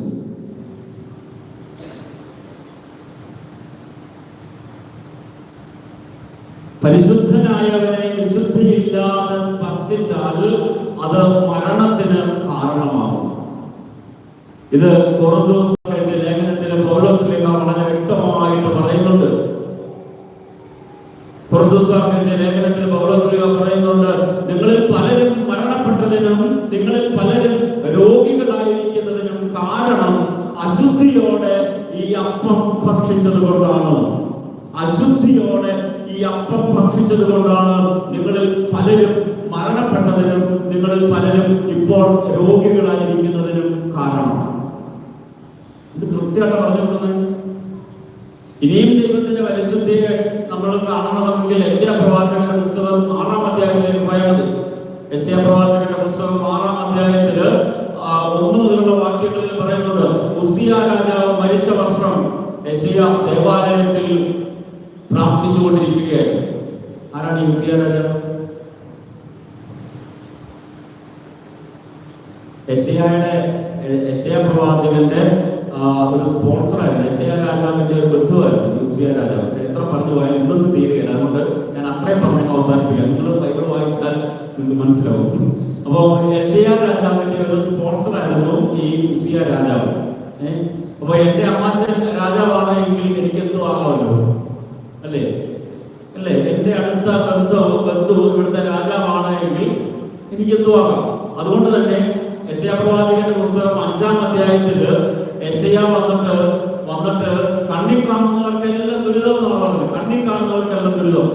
വീടോട് വീട് ചേർത്ത് ആർക്കും കയറി ഇറങ്ങാൻ പറ്റാത്തതുപോലെ ഒറ്റയ്ക്ക് താമസിച്ച് വയൽ ചേർത്ത് വീട് വെക്കുന്നവന് ദുരിതം. എല്ലാവരിൽ നിന്നും ഒറ്റപ്പെട്ട ദൂരമാണ് നിൽക്കുന്നവന് ദുരിതം. കൈക്കൂലി മേടിക്കുന്നവന് ദുരിതം. കള്ളു കുടിക്കാൻ വേണ്ടി രാവിലെ എഴുന്നേൽക്കുന്നവന് ദുരിതം. വിവിധ തരം മദ്യങ്ങൾ കൂട്ടിക്കലർത്തി കുടിക്കുന്നവന് ദുരിതം. ഇങ്ങനെ കുറെ കണ്ണി കാണുന്നവർക്കെല്ലാം ദുരിതം. യെശയ്യാ രാവിലെ ഇങ്ങനെ ഇറങ്ങിയപ്പോൾ കുറെ പേര് ഇങ്ങനെ പോകുന്നു. ഓരോരുത്തരും നിനക്ക് ദുരിതം, നീ അങ്ങനെ ചെയ്തു, നിനക്ക് ദുരിതം. എല്ലാവർക്കും ദുരിതം. കണ്ണി കണ്ടവർക്കെല്ലാം ദുരിതം. ആർക്ക് മാത്രമേ സമാധാനമുള്ളൂ? യെശയ്യായ്ക്ക് മാത്രമേ സമാധാനമുള്ളൂ. എന്ത് പറയാമല്ലോ, രാജാവ് സ്വന്തമാണല്ലേ. അങ്ങനെ ഇരുന്നപ്പോഴാണ് ഈ രാജാവ് മരിച്ചു. അപ്പോ യെശയ്യായ്ക്ക് പിന്നെ നിലനിൽപ്പില്ലാതായി. അങ്ങനെ യെശയ്യായുടെ ആശ്രയം നഷ്ടപ്പെട്ടു. യെശയ്യാ ദേവാലയത്തിലേക്ക് കയറി വന്നപ്പോ സർവശക്തനായ ദൈവം തമ്പുരാൻ നേരിട്ട് ഇറങ്ങി വരിക ദേവാലയത്തിൽ. അത്രയും നാള് ഉസിയ രാജാവിന്റെ പിൻബലത്തിൽ ഇരുന്ന യെശയ്യാ ദൈവത്തെ നേരിട്ട് കണ്ടു കഴിഞ്ഞപ്പോൾ യെശയ്യാ പറയുകയാണ്, അയ്യോ ഇനി എനിക്ക് ദുരിതം. നഗ്ന നേത്രങ്ങൾ കൊണ്ട് പരിശുദ്ധനായവനെ ഞാൻ കണ്ടു കഴിഞ്ഞു. അതുകൊണ്ട് ഇനി എനിക്ക് ദുരിതം. ഇനി വേറാർക്കും ദുരിതമില്ല, എനിക്ക് ദുരിതം. എനിക്കിനി ജീവിക്കണ്ട, എനിക്കിനി മരിച്ചാൽ മതി, എനിക്ക് ജീവിക്കാൻ ഇനിയും അർഹതയില്ല എന്ന് പറഞ്ഞ് യെശയ്യാ അവിടെ തന്നെ എഴുതപ്പെട്ടു. ഇവിടെ ഈ ദൈവം ഇറങ്ങി വരുമ്പോൾ പറയുന്നുണ്ട്, മാലാഖമാർ സെറാഫുകൾ, 6 ചിറകുകളുള്ള സെറാഫുകൾ അവന് ചുറ്റും നിൽക്കുകയാണ്. 6 ചിറകുകൾ, 2 ചിറക് കൊണ്ട് ശരീരവും 2 ചിറക് കൊണ്ട് മുഖവും മൂടി നിൽക്കുകയാണ്. കാരണം ഇവനെ കാണാൻ പറ്റുന്നില്ല. ഈ ദൈവത്തെ നേരിട്ട് നോക്കാൻ പോലും പറ്റുന്നില്ല. ചിറക് കൊണ്ട് മൂടി നിൽക്കുകയാണ്. എന്നിട്ട് 2 ചിറക് കൊണ്ട് പറന്ന് നിന്നിട്ട് ഈ തീക്കകത്ത് നിൽക്കുന്നത് പോലെ അവർ നിന്ന് പറയുകയാണ്, പരിശുദ്ധൻ, പരിശുദ്ധൻ, പരിശുദ്ധൻ. സറാഫുകൾ, മാലാഖമാര് ഈ ദൈവത്തിന്റെ മുഖത്തേക്ക്, ദൈവത്തെ കാണാൻ പറ്റാത്തതുപോലെ, സൂര്യ തേജസ്സായവനെ നോക്കാൻ പറ്റാത്തത് കൊണ്ട് ചിറക് കൊണ്ട് അവർ മുഖം മൂടിയിട്ട് നിന്നിട്ട് അവർ പറയുകയാണ്, അയ്യോ പരിശുദ്ധൻ, പരിശുദ്ധൻ, പരിശുദ്ധൻ. ബൈബിളിൽ മുഴുവനും പുതിയ നിയമത്തിലും ഇത് തന്നെ നമുക്ക് കാണാൻ പറ്റും. യോഹന്നാന്റെ വെളിപാട് പുസ്തകത്തില് അവസാനം യോഹന്നാൻ വെളിപ്പെടുമ്പോഴും ഇതേ പരിശുദ്ധി തന്നെയാണ് അവിടെ വെളിപ്പെടുന്നത്.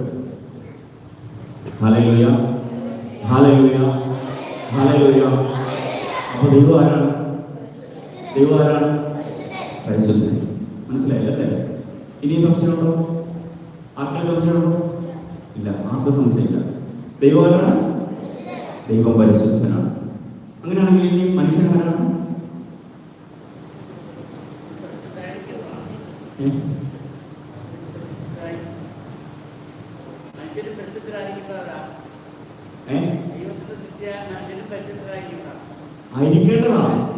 ആയിരിക്കേണ്ടതാണ്. അതുകൊണ്ട് അത് നമ്മൾ വചനത്തിൽ പറഞ്ഞല്ലോ, നിന്നെ വിളിച്ചിരിക്കുന്നവൻ പരിശുദ്ധനായിരിക്കുന്നത് പോലെ നീയും പരിശുദ്ധനായിരിക്കണം. അതാ ആയിരിക്കേണ്ടതാണ്. ഞാൻ ഇപ്പോഴത്തെ അവസ്ഥ ചോദിച്ചത്. ഇപ്പൊ നമ്മൾ ആരാണ് എന്നുള്ളതാണ് നമ്മൾ ഞാൻ ചോദിച്ചത്.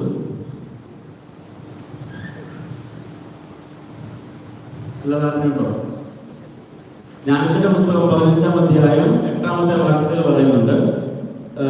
ഇത് നമ്മൾ നന്നായിട്ട് ശ്രദ്ധിച്ച് കേൾക്കണേ.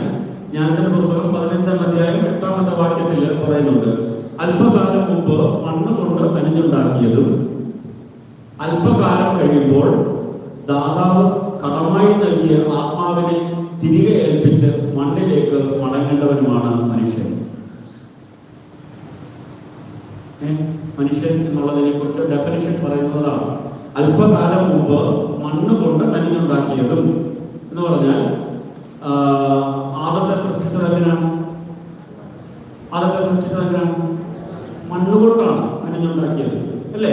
അപ്പൊ അല്പകാലം മുമ്പ് മണ്ണ് കൊണ്ട് മെനഞ്ഞുണ്ടാക്കിയതും എന്ന് പറഞ്ഞാൽ നമ്മുടെ ഈ ശരീരം എന്തുകൊണ്ടുണ്ടാക്കിയതാണ്? മണ്ണ് കൊണ്ടുണ്ടാക്കിയതാണ്, അല്ലേ? നമ്മൾ അതിനെയാണ് ഈ ഫെയർ തേച്ച് പിന്നെ സ്പ്രേ അടിച്ച് വെളുപ്പിച്ച് പെയിന്റ് അടിച്ച് ഇങ്ങനെ കൊണ്ടു നടക്കണേ. അവസാനം ഇതെങ്ങോട്ട് പോകാനുള്ളതാണ്? മണ്ണിലേക്ക് പോകാനുള്ളതാണ്. നമ്മൾ അവസാനത്തെ പെട്ടി അടയ്ക്കുന്നതിന് മുമ്പ് പറയുമല്ലോ, മനുഷ്യ നീ മണ്ണാകുന്നു, മണ്ണിലേക്ക് തിരികെ ചേരുക. അത്രേ ഉള്ളൂ. അപ്പൊ മണ്ണ് കൊണ്ട് മെനഞ്ഞുണ്ടാക്കി, അല്പകാലം മുമ്പ് മണ്ണ് കൊണ്ട് മെനഞ്ഞുണ്ടാക്കിയതും അല്പകാലം കഴിയുമ്പോൾ ദാതാവ് കടമായി നൽകിയ, ദാനമായി നൽകിയ ആത്മാവിനെ തിരികെ ഏൽപ്പിക്കണം. അപ്പൊ ഈ ആദ്യത്തെ മണ്ണ് കൊണ്ട് മെനഞ്ഞുണ്ടാക്കിയിട്ട് ദൈവം എന്ത് ചെയ്തു? അവന്റെ ആത്മാവിനെ, ഈ ദൈവത്തിന്റെ ആത്മാവിനെ ഈ മനുഷ്യനിലേക്ക്, ഈ ഉണ്ടാക്കി വെച്ചിരിക്കുന്ന ഈ മണ്ണിലേക്ക് പ്രവേശിപ്പിച്ചു. അപ്പോൾ അവൻ ആരായി മാറി? മനുഷ്യനായിട്ട് മാറി. അവൻ ജീവനുള്ളവനായിട്ട് മാറി. കാരണം അപ്പൊ ഈ ജീവൻ വരുന്നത് എവിടെ നിന്നാണ്? ദൈവത്തിൽ നിന്നാണ്. ഞാൻ പറയുന്നത് മനസ്സിലാവുന്നു? കട്ടിയാണോ? മനസ്സിലാക്കാൻ ബുദ്ധിമുട്ടുണ്ടോ? മണ്ണിനെ നിങ്ങളൊന്ന് കൈവയ്ക്കാൻ മതി. മണ്ണുകൊണ്ട് മെനഞ്ഞുണ്ടാക്കിയ മനുഷ്യൻ, ഓക്കെ, മനുഷ്യന്റെ രൂപം, മനുഷ്യൻ എന്ന് അവനെ പറയാൻ പറ്റത്തില്ല. ആ മനുഷ്യനിലേക്ക് ദൈവം തന്റെ ആത്മാവിനെ പ്രവേശിപ്പിച്ചു. അവന്റെ നാസാരന്ധ്രങ്ങളിലേക്ക് ദൈവം ശ്വാസം ഊതിക്കൊടുത്തു. ഇത് നമ്മൾ ഉൽപ്പത്തി പുസ്തകത്തിൽ പറയുന്നുണ്ട്. അപ്പൊ ഈ ശ്വാസം എന്ന് പറയുന്നത് എന്താണ്? അത് ദൈവത്തിന്റെ ജീവനാണ്. അപ്പോൾ അവൻ മനുഷ്യനായിട്ട് മാറി. അപ്പോഴാണ് അവൻ ജീവനുള്ളവനായിട്ട് മാറിയത്. ഇനി കുറെ കാലം കഴിയുമ്പോൾ ഈ തന്ന ശ്വാസത്തെ കർത്താവ് തിരിച്ചെടുക്കും. ശ്വാസത്തിനോട് പറയും, ഈ ആത്മാവിനോട് പറയും, ഈ ഓരോ പറയും. അപ്പൊ വീണ്ടും താഴെ വെട്ടിയിട്ട പോലെ, വടക്കോട്ടോ തെക്കോട്ടോ എന്ന് അറിയാതെ വെട്ടിയിടുന്ന മരം വീഴുന്നത് പോലെ നമ്മൾ വീഴും. വടക്കോട്ടോ തെക്കോട്ടോ എന്ന് ഇങ്ങനെ ചാഞ്ഞിരിക്കുന്ന മരം വീഴുന്നത് പോലെ നമ്മളും വീഴും. അപ്പൊ അത് അത്രയേ ഉള്ളൂ മനുഷ്യൻ. അപ്പോ രണ്ട് കാര്യങ്ങൾ ഇതിനകത്ത് പ്രധാനമായിട്ടുണ്ട്. ഇവിടെ പ്രധാനമായിട്ടുണ്ട് ഒരു മനുഷ്യന്. എന്തൊക്കെയാണ്? ശരീരമുണ്ട്, ആത്മാവുണ്ട്. എന്ന് പറഞ്ഞാൽ ദൈവത്തിന്റെ ജീവൻ, ശരീരമുണ്ട്, ആത്മാവുണ്ട്. ഹല്ലേലൂയ. സ്വരപ്പെട്ട് പറഞ്ഞ ഹല്ലേലൂയ. പറയുക നമ്മച്ചമാർക്ക് ഉറക്കം വരുന്നുണ്ടോ? ഹല്ലേലൂയ. ചാരിയിരുന്ന് വിശാലമായിട്ട് ഇങ്ങനെ ഇരിക്കുകയാണ്. ഞാൻ എല്ലാവരെയും കാണുന്നുണ്ട് കേട്ടോ. അപ്പോ മനുഷ്യരിലുള്ള രണ്ട് കാര്യങ്ങൾ എന്തൊക്കെയാണ്? ശരീരവും ആത്മാവും. അപ്പോ ഇതിനകത്ത് പ്രധാനപ്പെട്ടത് ഏതാണ്? അതുകൊണ്ട് നിങ്ങൾ ആത്മാവ് പ്രധാനപ്പെട്ടെന്ന് പറഞ്ഞത് ആത്മാവാണ് പ്രധാനപ്പെട്ടത് എന്ന് പറഞ്ഞത്? നിങ്ങൾ പറഞ്ഞ ശരി, ഉത്തരം ശരിയാണ്. എന്തുകൊണ്ടാണ്? അതിനെനിക്ക് കാരണം വേണം. ആത്മാവ് എവിടെ നിന്ന് വന്നതാണ്? ദൈവത്തിൽ നിന്ന് വന്നതാണ്. എങ്ങോട്ട് പോകണത്? ദൈവത്തിലേക്ക് പോകണം. ശരീരം എവിടെ നിന്ന് വന്നതാണ്? മണ്ണിൽ നിന്ന് വന്നതാണ്. അതെങ്ങോട്ട് പോകും? മണ്ണിലേക്ക് പോകും. ഇത്രയും നിങ്ങൾക്ക് മനസ്സിലായി? നിങ്ങൾ രക്ഷപ്പെട്ടു. ഇനി നിങ്ങൾ പെട്ടെന്ന് രക്ഷപ്പെടും. അപ്പൊ ഇതിനകത്ത് പ്രധാനപ്പെട്ടത് ആത്മാവാണ് എന്ന് നിങ്ങൾ പറഞ്ഞു. ഓക്കെ, ഇനി അടുത്ത ചോദ്യം. നമ്മളൊക്കെ ജീവിക്കുന്നത് ആത്മാവിന് വേണ്ടിയിട്ടോ ശരീരത്തിന് വേണ്ടിയിട്ടോ? വെറുതെ പറയില്ല, വെറുതെ ചാടിക്കറി പറയില്ല. അത് ചാടിക്കറി ഉത്തരം പറഞ്ഞാൽ നമ്മൾ പെടും. ചാടിക്കറി ഉത്തരം പറയരുത്, ആലോചിച്ചിട്ട് വേണം ഇതിന് ഉത്തരം പറയാൻ. നമ്മളൊക്കെ ജീവിക്കുന്നത്, സത്യസന്ധമായിട്ട് നമ്മളൊക്കെ ജീവിക്കുന്നത് ശരീരത്തിന് വേണ്ടിയിട്ടോ ആത്മാവിന് വേണ്ടിയിട്ടോ? ആത്മീയമായ ശരീരം ഇല്ല. അങ്ങനെ ഒരു ശരീരം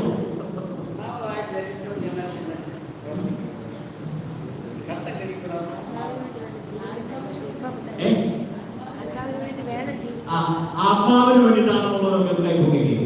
ആത്മാവിന് വേണ്ടിയിട്ടാണ്. എനിക്ക് പിന്നെ ചോദിക്കുമ്പോൾ എല്ലാം ഉത്തരം പറയണേ. നന്നായിട്ട് എല്ലാവരും കാണട്ടെ. ആത്മാവിന് വേണ്ടി ജീവിക്കുന്നവരെയൊക്കെ ഒന്ന് കാണാൻ വേണ്ടിയിട്ടാണ്. ഓക്കെ, 1, 2, 3 റോയിലുള്ള 3 പേര്, പിന്നെ ഇവിടെ 4, 5. ഓക്കെ ഓക്കെ ഓക്കെ, കൈതാത്തല്ലോ. ഹല്ലേലൂയ, ഹല്ലേലൂയ. ഓക്കെ, അപ്പൊ നമ്മൾ പറയുന്നു, നമ്മൾ കുറച്ച് പേര്, നിങ്ങൾ അവിടെ നിൽക്കുക കേട്ടോ, നിങ്ങളിലേക്ക് ഞാൻ വരാം. ബാക്കിയുള്ളവര് ശരീരത്തിന് വേണ്ടിയിട്ടാണ് നമ്മൾ ജീവിക്കുന്നത് മുഴുവൻ. കാരണം നമ്മൾ ഭക്ഷണം കഴിക്കുന്നത് എന്തിനു വേണ്ടിയിട്ടാണ്? എന്തിനു വേണ്ടിയിട്ടാണ്? നമ്മുടെ ശരീരത്തിലെ ഭക്ഷണം തീർക്കാൻ വേണ്ടിയിട്ടാണ്. നമ്മൾ വസ്ത്രം ധരിക്കുന്നതിന് വേണ്ടിയിട്ടാണ്. നമ്മുടെ ശരീരത്തിന്റെ മാനം മറയ്ക്കുന്നതിന് വേണ്ടിയിട്ടാണ്. നമ്മൾ ഭവനം നിർമ്മിച്ചതിന് വേണ്ടിയിട്ടാണ്. നമ്മുടെ ശരീരത്തെ സ്വസ്ഥമായിട്ട് മൂലയ്ക്ക് വെക്കുന്നതിന്, കിടമുറങ്ങുന്നതിന് വേണ്ടിയിട്ടാണ്. നമ്മൾ ഈ ചെയ്യുന്ന പരിപാടികളെല്ലാം ആർക്ക് വേണ്ടിയിട്ടാണ്? ശരീരത്തിന് വേണ്ടിയിട്ടാണ്. നമ്മൾ ഫറകളി തരുന്നതിന് വേണ്ടിയിട്ടാണ്. നമ്മൾ കുളിക്കുന്നതിന് വേണ്ടിയിട്ടാണ്. ശരീരത്തെ വൃത്തിയാക്കും. ഇതെല്ലാം നമ്മൾ ഇനിയും ആത്മാവിന് വേണ്ടി ചെയ്യുന്നവരൊക്കെ കൈകൊട്ടിക്കേ. എന്തൊക്കെ ആത്മാവിന് വേണ്ടി ചെയ്യുന്നത് ഒന്ന് പറഞ്ഞേ. എന്തോ പ്രാർത്ഥിക്കുന്നത്? നമ്മൾ പ്രാർത്ഥിക്കുമ്പോഴും എന്തിനു വേണ്ടിയിട്ടാണ് നമ്മൾ പ്രാർത്ഥിക്കുന്നത്? രോഗം സുഖപ്പെടണം, ആരോഗ്യം വേണം, നമുക്ക് ജോലി വേണം, നമുക്ക് അത് വേണം, നമ്മുടെ മക്കള് ഇത് ചെയ്യണം. ഇതെല്ലാം നമ്മൾ പ്രാർത്ഥിക്കുന്നത് അല്ലേ? അല്ല, ഇതെല്ലാം നമ്മൾ പ്രാർത്ഥിക്കുന്നത്. അപ്പൊ ഇതൊക്കെ ആത്മാവിന്റെ പ്രവൃത്തിയാണോ? അമ്മച്ചിമാരൊന്നും കൈകൊട്ടിയത് ഒന്നുള്ളത് കൈകൊണ്ടോ? എനിക്ക് ഓരോന്നും കാണാൻ വേണ്ടിയിട്ടാണ്. അപ്പൊ പ്രാർത്ഥന കട്ട് ചെയ്തേ. പ്രാർത്ഥന അപ്പൊ നമ്മുടെ ആത്മാവിന്റെ പ്രാർത്ഥനയല്ല നമ്മൾ പ്രാർത്ഥിക്കുന്നത്. അടുത്ത പ്രാർത്ഥന ആത്മാവിന് വേണ്ടി ചെയ്യുന്ന കാര്യങ്ങൾ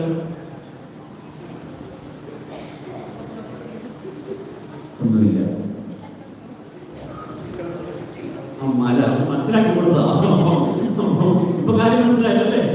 നമ്മൾ ഇനി ആലോചിക്കണം ആത്മാവിന് വേണ്ടിയിട്ട് ഇനി എന്തൊക്കെ ചെയ്യുന്നുണ്ട് എന്നുള്ളത്. ഇവിടെ നമ്മുടെ ജീവിതത്തിന്റെ ഭൂരിഭാഗം സമയവും നമ്മൾ ജീവിക്കുന്നത് ശരീരത്തിന് വേണ്ടിയിട്ടാണ്. ശരീരത്തിന്റെ സുഖം, സന്തോഷം, നമ്മുടെ ഈ ലോകത്തിന്റെ എന്താണ് സന്തോഷങ്ങൾക്ക് വേണ്ടിയിട്ടാണ് നമ്മൾ ജീവിക്കുന്നത്. അതിന് വേണ്ടിയിട്ട് മാത്രമാണ്. ഒരുപാട് ഉദാഹരണങ്ങൾ പറയാം. പക്ഷെ എല്ലാം കൂടെ പറഞ്ഞാൽ നമുക്കത് പറഞ്ഞു തീരുകയില്ല. നിങ്ങൾ കാര്യം മനസ്സിലായല്ലോ? എനിക്കത് അത്ര കാര്യം മനസ്സിലായാൽ മതി. ഓക്കെ, ശരീരത്തിന് വേണ്ടിയിട്ട് നമ്മൾ ജീവിക്കുമ്പോൾ നമ്മുടെ ആത്മാവിന്റെ അവസ്ഥ എന്താണ്? നിങ്ങൾ പറഞ്ഞു ആത്മാവാണ് പ്രധാനപ്പെട്ടത് എന്ന് പറഞ്ഞു. ആത്മാവാണ് ദൈവത്തിലേക്ക് പോകേണ്ടത്. ആത്മാവാണ് ദൈവത്തിലേക്ക് പോകേണ്ടത്. ഈ ശരീരം കൊണ്ട് ഒരു പ്രയോജനവും ഇല്ല. എന്തെങ്കിലും പ്രയോജനമുണ്ടോ? ഒരു പ്രയോജനവും ഇല്ല. ഈ ശരീരം, അതായത് യോഹന്നാൻ 6:63 വചനം പറയുന്നത് ഇങ്ങനെയാണ്: ആത്മാവാണ് ജീവൻ നൽകുന്നത്, ശരീരം ഒന്നിനും ഉപകരിക്കുന്നില്ല. ആത്മാവാണ് ജീവൻ നൽകുന്നത്, ശരീരം ഒന്നിനും ഉപകരിക്കുന്നില്ല. ഞാൻ നിങ്ങളോട് പറഞ്ഞ വചനം ആത്മാവും ജീവനുമാണ് എന്ന് പറഞ്ഞാൽ ഈ ദൈവത്തിന്റെ വചനം അത് ആത്മാവാണ്, അത് ജീവനുള്ളതാണ്. അപ്പൊ ഈ ദൈവത്തിന്റെ വചനം നമ്മുടെ ഉള്ളിൽ ഉണ്ടെങ്കിൽ മാത്രമേ ശരിയായ രീതിയിൽ നമുക്ക് അതിന്റെ ഫലം പുറപ്പെടുവിക്കാൻ സാധിക്കുന്നുള്ളൂ. ഞാൻ ഈ മുമ്പ് ആദ്യം പറഞ്ഞതിന്റെ പൊരുളിതാണ്. ദൈവത്തിന്റെ ആത്മാവ് നമ്മുടെ ഉള്ളിൽ ഉണ്ടെങ്കിൽ മാത്രമേ നമുക്ക് ഈ ദൈവാത്മാവിന്റെ ഫലം പുറപ്പെടുവിക്കുവാൻ സാധിക്കുകയുള്ളൂ. ഇനി ഇത് കുറച്ചും കൂടെ മനസ്സിലാക്കാൻ വേണ്ടിയിട്ട് നമ്മൾ ജെറമ്യാ പ്രവാചകന്റെ പുസ്തകം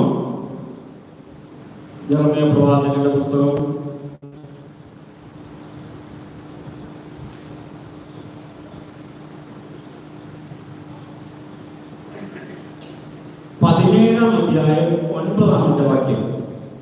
ജെറമ്യാ പ്രവാചകന്റെ പുസ്തകം 17-ാം അധ്യായം 9-ാമത്തെ വാക്യം. അതിനകത്ത് പറയുന്നത് ഇങ്ങനെയാണ്. കുറച്ചും കൂടെ നമുക്കതൊന്ന് ആഴമായിട്ട് മനസ്സിലാക്കാൻ വേണ്ടിയിട്ടാണ് ശരീരത്തിന്റെ പ്രവൃത്തികളെ കുറിച്ച്. ജെറമ്യാ 17:9 അതിനകത്ത് പറയുന്നത് നമ്മുടെ ശരീരത്തിന്റെ ഏറ്റവും പ്രധാനപ്പെട്ട ഭാഗം എന്താണ്? ഹൃദയമാണ്, അല്ലേ? അതിന്റെ ഇടുപ്പ് നിന്ന് മൊത്തം തീർന്നു, അല്ലേ?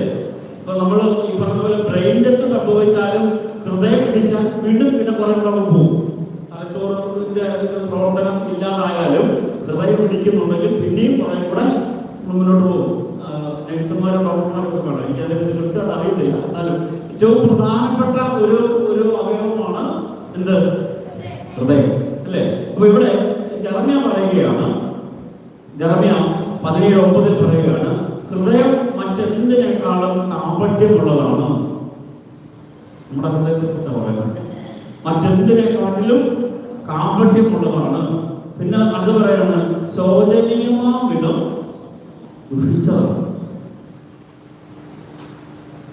നമ്മളെ കുറിച്ച് എല്ലായിരിക്കും പറയുന്നത്. അന്നത്തെ കാലത്തെ ആൾക്കാരെ കുറിച്ച് ജെറമ്യായിരിക്കും പറഞ്ഞു കേട്ടോ. ശോചനീയമാം വിധം ദുഷിച്ചതുമാണ്. അതിനെ ആർക്കാണ് മനസ്സിലാക്കാൻ കഴിയുക? നമുക്ക് ഇതുവരെ നമ്മളെ മനസ്സിലായിട്ടില്ലല്ലോ. അപ്പൊ അതിനെ ആർക്കാണ് മനസ്സിലാക്കാൻ കഴിയുക? അപ്പൊ ഇവിടെ ഹൃദയം മറ്റെന്തിനെക്കാട്ടിലും ദുഷിച്ചതാണ്. ഒരു മുട്ട ചീഞ്ഞാണ്ട് അതിൽ നിന്ന് വരുന്ന എന്താണ് ദുർഗന്ധത്തെക്കാൾ ദുഷിച്ചതാണ് നമ്മുടെ പറയാൻ പറ്റാ. എന്തുകൊണ്ടാണ് ഇതിങ്ങനെ ജെറമ്യാ പ്രവാചകൻ ഇങ്ങനെ പറഞ്ഞത്? മർക്കോസിന്റെ ഇത് കർത്താവിശ്വസിക്കുക ഇതിന്റെ ഒരു വിശദീകരണം തന്നിട്ടുണ്ട്. മർക്കോസിന്റെ സുവിശേഷം, നിങ്ങൾ പഴയ നിയമത്തിൽ നിന്ന് ഞാൻ പറഞ്ഞു എന്നുള്ള പേടി വേണ്ട. മർക്കോസിന്റെ സുവിശേഷം 7-ാം അധ്യായം 21-ാമത്തെ വാക്യം എടുക്കുക. മർക്കോസിന്റെ സുവിശേഷം 7-ാം അധ്യായം 21-ാമത്തെ വാക്യം.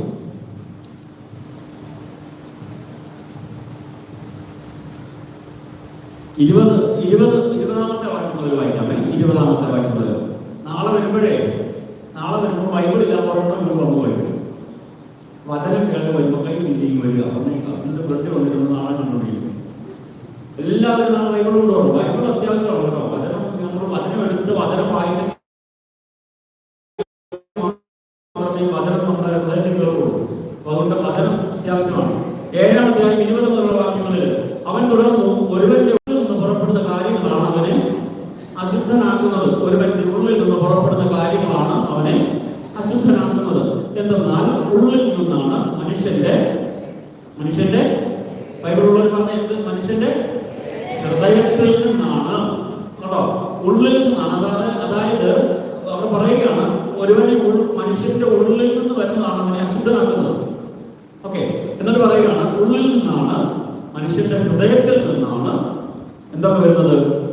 ദുശ്ചിന്ത, പരസംഗം, മോഷണം, കൊലപാതകം, വ്യഭിചാരം, ദുരാഗ്രഹം, ദുഷ്ടത, വഞ്ചന, ഭോഗാസക്തി, അസൂയ, ദൂഷണം, അഹങ്കാരം, മൂഢത എന്നിവ പുറപ്പെടുന്നത്.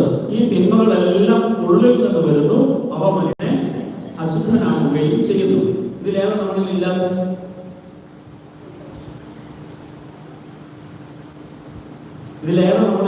എന്ന് പറയാമോ? നിങ്ങളെല്ലാം പറയാൻ പോകുന്നത് കൊലപാതകമായിരിക്കും. കൊലപാതകം നിങ്ങൾ ചെയ്തിട്ടില്ലല്ലോ കൊച്ച. മനുഷ്യനെ കൊന്നിട്ടുണ്ടോ? ഇല്ല. അതിന് വീണ്ടും നമ്മൾ യോഹന്നാന്റെ ലേഖനത്തിലേക്ക് ഒന്ന് പോകണം.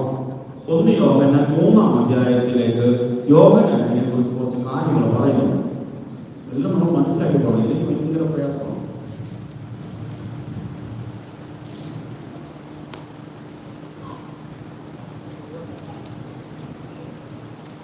13 മുതലുള്ള അധ്യായം 13 മുതലുള്ള വാക്യങ്ങളിൽ, സഹോദരരെ, ലോകം നിങ്ങളെ ദ്വേഷിക്കുന്നുവെങ്കിൽ നിങ്ങൾ വിസ്മയിക്കേണ്ട.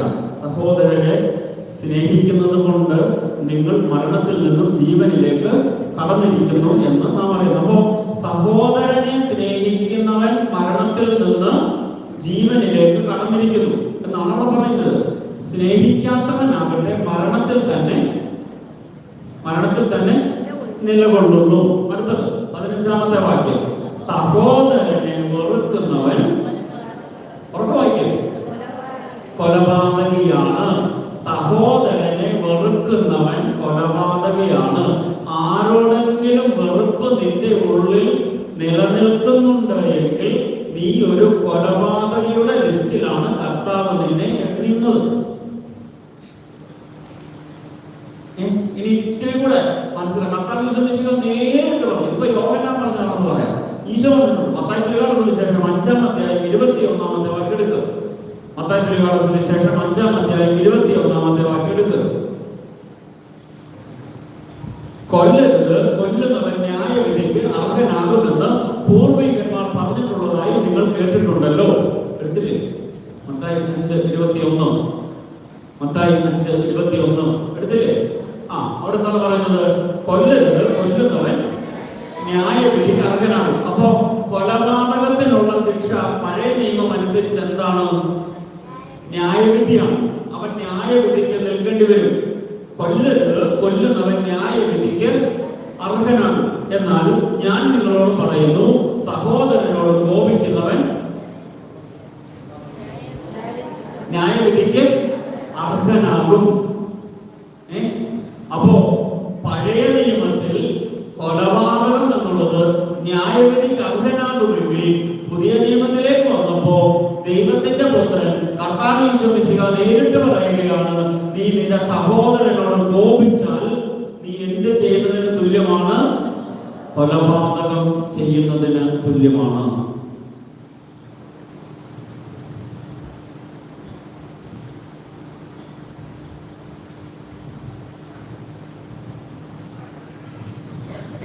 പലരുടെയും മുഖം ചൊടിഞ്ഞു പറഞ്ഞു.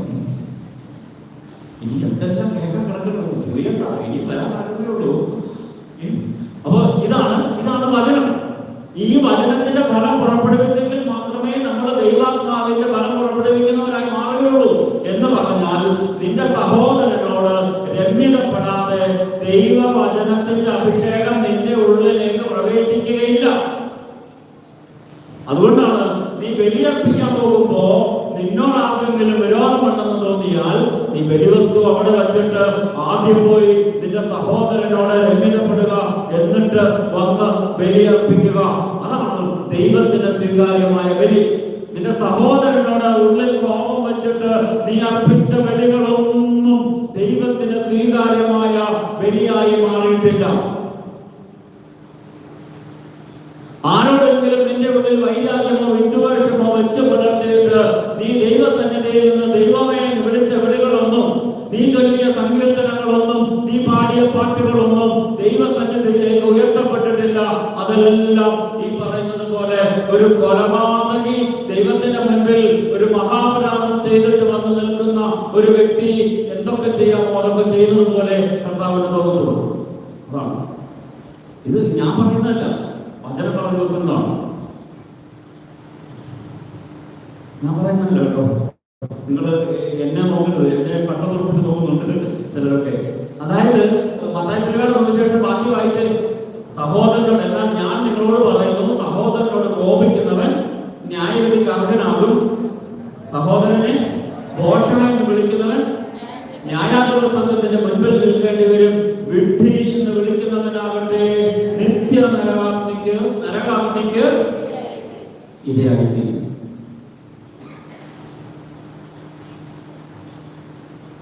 നമ്മുടെ വായിൽ നിന്ന് വരുന്ന ഓരോ വാക്കും പ്രധാനപ്പെട്ടതാണ്. വായിൽ നിന്ന് വരുന്ന ഓരോ വിളിയും പ്രധാനപ്പെട്ടതാണ്. നീ നിന്റെ സഹോദരനെ നോക്കി പോടാ വിഡ്ഢി എന്ന് വിളിച്ചാൽ നമ്മൾ തമ്മിൽ അങ്ങനെ വിളിക്കത്തില്ലല്ലോ, പേര് കൂടിയ സാധനങ്ങൾ വിളിക്കുള്ളൂ. മലയാളത്തിലെ ചില പ്രത്യേക അക്ഷരങ്ങൾ കൂട്ടിച്ചേർത്ത് വിഡ്ഢി എന്ന് വിളിക്കുക. അധ്യാപകരൊക്കെ ചിലപ്പോൾ പിള്ളേരെ വിളിക്കുമായിരിക്കും, അവിടെ മണ്ടൂസേ എന്ന് വിളിക്കുമായിരിക്കും, അധ്യാപകരൊക്കെ വിളിക്കുമായിരിക്കും. പക്ഷേ ഇവിടെ പറയുകയാണ്, സ്വർഗം നിനക്ക് നൽകാനിരിക്കുന്ന പ്രതിഫലം നരകമാണ്.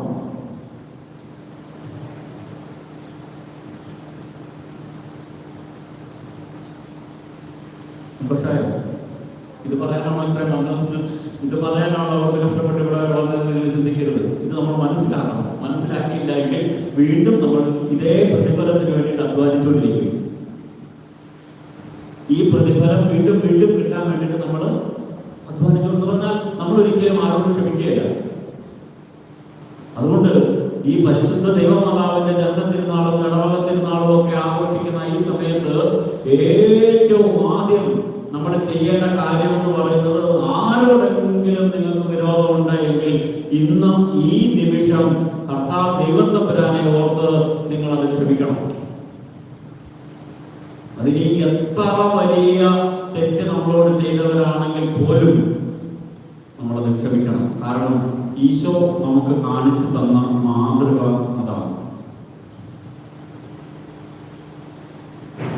ഈ യോഹന്നാന്റെ ലേഖനം 1 യോഹന്നാൻ 3:15 പറയുന്ന, സഹോദരനെ വെറുക്കുന്നവൻ കൊലപാതകയാണ്, കൊലപാതകയിൽ നിത്യജീവൻ വസിക്കുന്നില്ല എന്ന് നിങ്ങൾക്കറിയാമല്ലോ. ഉണ്ടോ? കൊലപാതകയിൽ ഒരിക്കലും നിത്യജീവൻ എന്ന് പറഞ്ഞാൽ ദൈവത്തിന്റെ ജീവൻ ഇല്ല. നമുക്കൊരു പാട്ട് പാടിയാലോ? ഒരു റിലാക്സേഷന് വേണ്ടി പലരും ഇങ്ങനെ ഇരുന്ന് എന്ത് ചെയ്യണമെന്ന് അറിയാതെ ഇങ്ങനെ ഇരിക്കുന്നുണ്ട്. നമുക്ക് എന്തെങ്കിലും ഒരു പാട്ട് പാടാം അല്ലേ? ഒരു പാട്ട് പാടിയിട്ട് ഏതെങ്കിലും ഒരു പാട്ട് എഴുന്നേറ്റ് ചാടി നിൽക്കും. നമ്മളിങ്ങനെ ഊർജ്ജസ്വലമായിട്ട് നിൽക്കണം.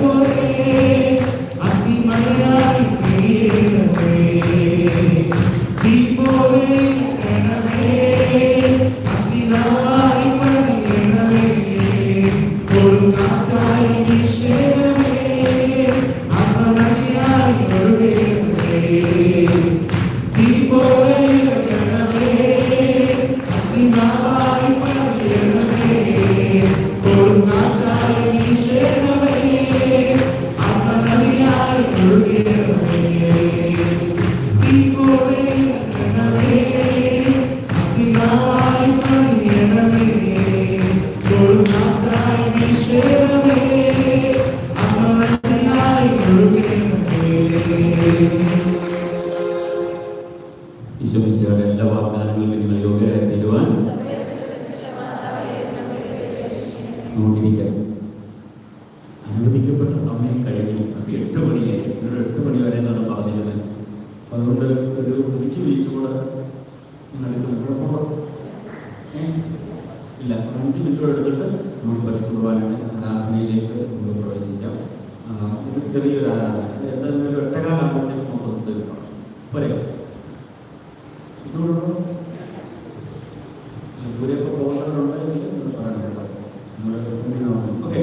അപ്പൊ നമ്മൾ പറഞ്ഞു വന്നത് നമ്മൾ ഒരു കാര്യം മാത്രമാണ് അതിനകത്ത് കൊലപാതകം മാത്രമേ നമ്മൾ എടുത്തുള്ളൂ. നമ്മൾ മനുഷ്യന്റെ ഹൃദയത്തിൽ നിന്ന് പുറപ്പെടുന്ന അതിൽ ഒരു കാര്യം മാത്രമാണ് നമ്മൾ എടുത്തത്, കൊലപാതകം എന്നുള്ളത്. അപ്പൊ നമ്മളിങ്ങനെ പറഞ്ഞത് വചനത്തിൽ പറയുന്നത് സഹോദരനോട് കോപിക്കുന്നവൻ കൊലപാതകയാണ് എന്നുള്ളതാണ് വചനം പറഞ്ഞു കൊടുക്കുന്നത്. ഈ യാക്കോബുസ്ലിഹയുടെ ലേഖനം 4-ാം അധ്യായം 11 മുതലുള്ള വാക്യങ്ങളിൽ ഇങ്ങനെ പറയുന്നുണ്ട്: സഹോദരരെ, നിങ്ങൾ പരസ്പരം എതിർത്ത് സംസാരിക്കരുത്. കണ്ടോ? സഹോദരരെ, നിങ്ങൾ പരസ്പരം എതിർത്ത് സംസാരിക്കരുത്. സഹോദരനെതിരായി സംസാരിക്കുകയോ സഹോദരനെ വിധിക്കുകയോ ചെയ്യുന്നവൻ നിയമത്തിനെതിരായി സംസാരിക്കുകയും നിയമത്തെ വിധിക്കുകയും ചെയ്യുന്നു. നിയമത്തെ വിധിക്കുന്നെങ്കിൽ നീ നിയമം അനുസരിക്കുന്നവനല്ല, മറിച്ച് അതിന്റെ വിധികർത്താവത്രേ. സഹോദരനോട് എതിർത്ത് സംസാരിക്കുന്നവൻ നിയമത്തിനെതിരായിട്ട്, എന്ന് പറഞ്ഞാൽ നിയമം ഉണ്ടാക്കിയതാരാണ്? ദൈവമാണ്. അപ്പോ ഈ സഹോദരനെ എതിർത്ത് സംസാരിക്കുന്നവൻ ആർക്കെതിരെയാണ് സംസാരിക്കുന്നത്? ആർക്കെതിരെയാണ് സംസാരിക്കുന്നത്? ദൈവത്തിനെതിരെയാണ് സംസാരിക്കുന്നത്. അതുകൊണ്ടാണ് അവിടെ പറഞ്ഞിരിക്കുന്നത് നീ വിധികർത്താവായിട്ട് മാറുകയാണ്. അവിടെ വിധികർത്താവായിട്ട് മാറുകയാണ്. നീ നിയമം അനുസരിക്കുന്നവനല്ല, മറിച്ച് അതിന്റെ വിധികർത്താവത്രേ. നിയമദാതാവും ന്യായാധിപനുമായി ഒരുവനേ ഉള്ളൂ. അവിടുന്ന് രക്ഷിക്കാനും നശിപ്പിക്കാനും കഴിവുള്ളവനാണ്. എന്നാൽ അയൽക്കാരനെ വിധിക്കാൻ നീ ആരാണ്?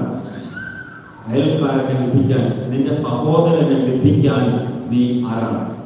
റോമക്കാർക്ക് 2-ാം അധ്യായം 1-ാമത്തെ വാക്യം, റോമ 2:1 അതിന് ഇങ്ങനെ പറയുന്നു: വല്ലയോ മനുഷ്യ, നീ ആര് തന്നെ ആയാലും മറ്റുള്ളവരെ വിധിക്കുമ്പോൾ നിനക്ക് ന്യായീകരണം ഇല്ല. നിനക്ക് ഒരു ന്യായീകരണവും ഇല്ല.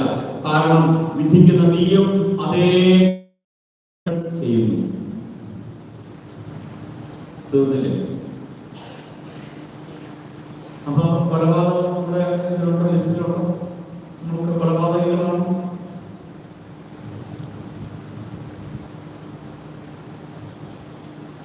എന്തായാലും പെട്ടെന്ന് എല്ലാവരും ബംഗാളികളായിരുന്നു, മലയാളം. ഹല്ലേലൂയ, ഹല്ലേലൂയ, ഹല്ലേലൂയ. ഇത് നമ്മൾ ഈ വചനം മനസ്സിലാക്കുമ്പോഴേ നമുക്കിതിന്റെ എന്താണ് പറഞ്ഞിരിക്കുന്നത് എന്ന് കൃത്യമായിട്ട് നമുക്ക് മനസ്സിലാക്കും. ഈ ദൈവത്തിന്റെ വചനം നമ്മുടെ ഉള്ളിൽ വേണം.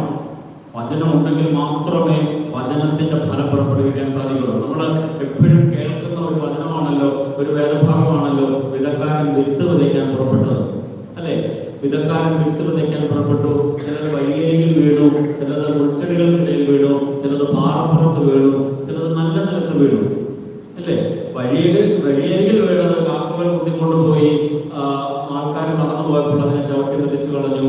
പാറപ്പുറത്ത് വീണത് വിളിച്ചു വളർന്നു വന്നു, പക്ഷെ അധികം വേരില്ലാത്തതിനാൽ അത് ഉണങ്ങിപ്പോയി. മുൾച്ചെടികൾക്കിടയിൽ വീണത് അത് ഈ ആകുലതയും നമ്മുടെ ജീവിതത്തിന്റെ വ്യഗ്രതയും കാരണം അത് ഞെരുങ്ങിപ്പോയി. നല്ല നിലത്ത് വീണത് ഫലം പുറപ്പെടുവിച്ചു. ഓക്കെ, ഇതാണ്. അപ്പൊ ഇതിനകത്ത് ഈശോ പറയുന്ന അവസാനം ശിഷ്യന്മാർ ഇതിന്റെ അർത്ഥം ചോദിച്ചപ്പോ ഈശോ പറയുന്ന ഒരു കാര്യമുണ്ട്. ഈ വിത്ത് ഇത് വചനമാണ്. ഈ വിത്ത് വചനമാണ്. കാണാതെ പഠിച്ച് വെക്കേണ്ട വചനങ്ങളാണ്. അതിനകത്ത് പറയുന്നതാണ്: ലോകത്തെയോ ലോകത്തിന്റെ വസ്തുക്കളെയോ നിങ്ങൾ സ്നേഹിക്കരുത്. ആരെങ്കിലും ലോകത്തെ സ്നേഹിച്ചാൽ അവൻ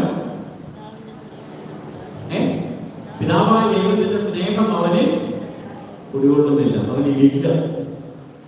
നമ്മൾ ഈ ലോകത്തിന്റെ പിന്നാലെ പോയാൽ, ലോകത്തിന്റെ ഫലം പുറപ്പെടുവിക്കുന്നവരായി നമ്മൾ നിലനിന്നാൽ നമ്മുടെ ഉള്ളിൽ എന്തില്ല? പിതാവായ ദൈവത്തിന്റെ സ്നേഹം നമ്മുടെ ഉള്ളിൽ ഇല്ല. അതിനകത്ത് 3 കാര്യങ്ങളാണ് പറയുന്നത്.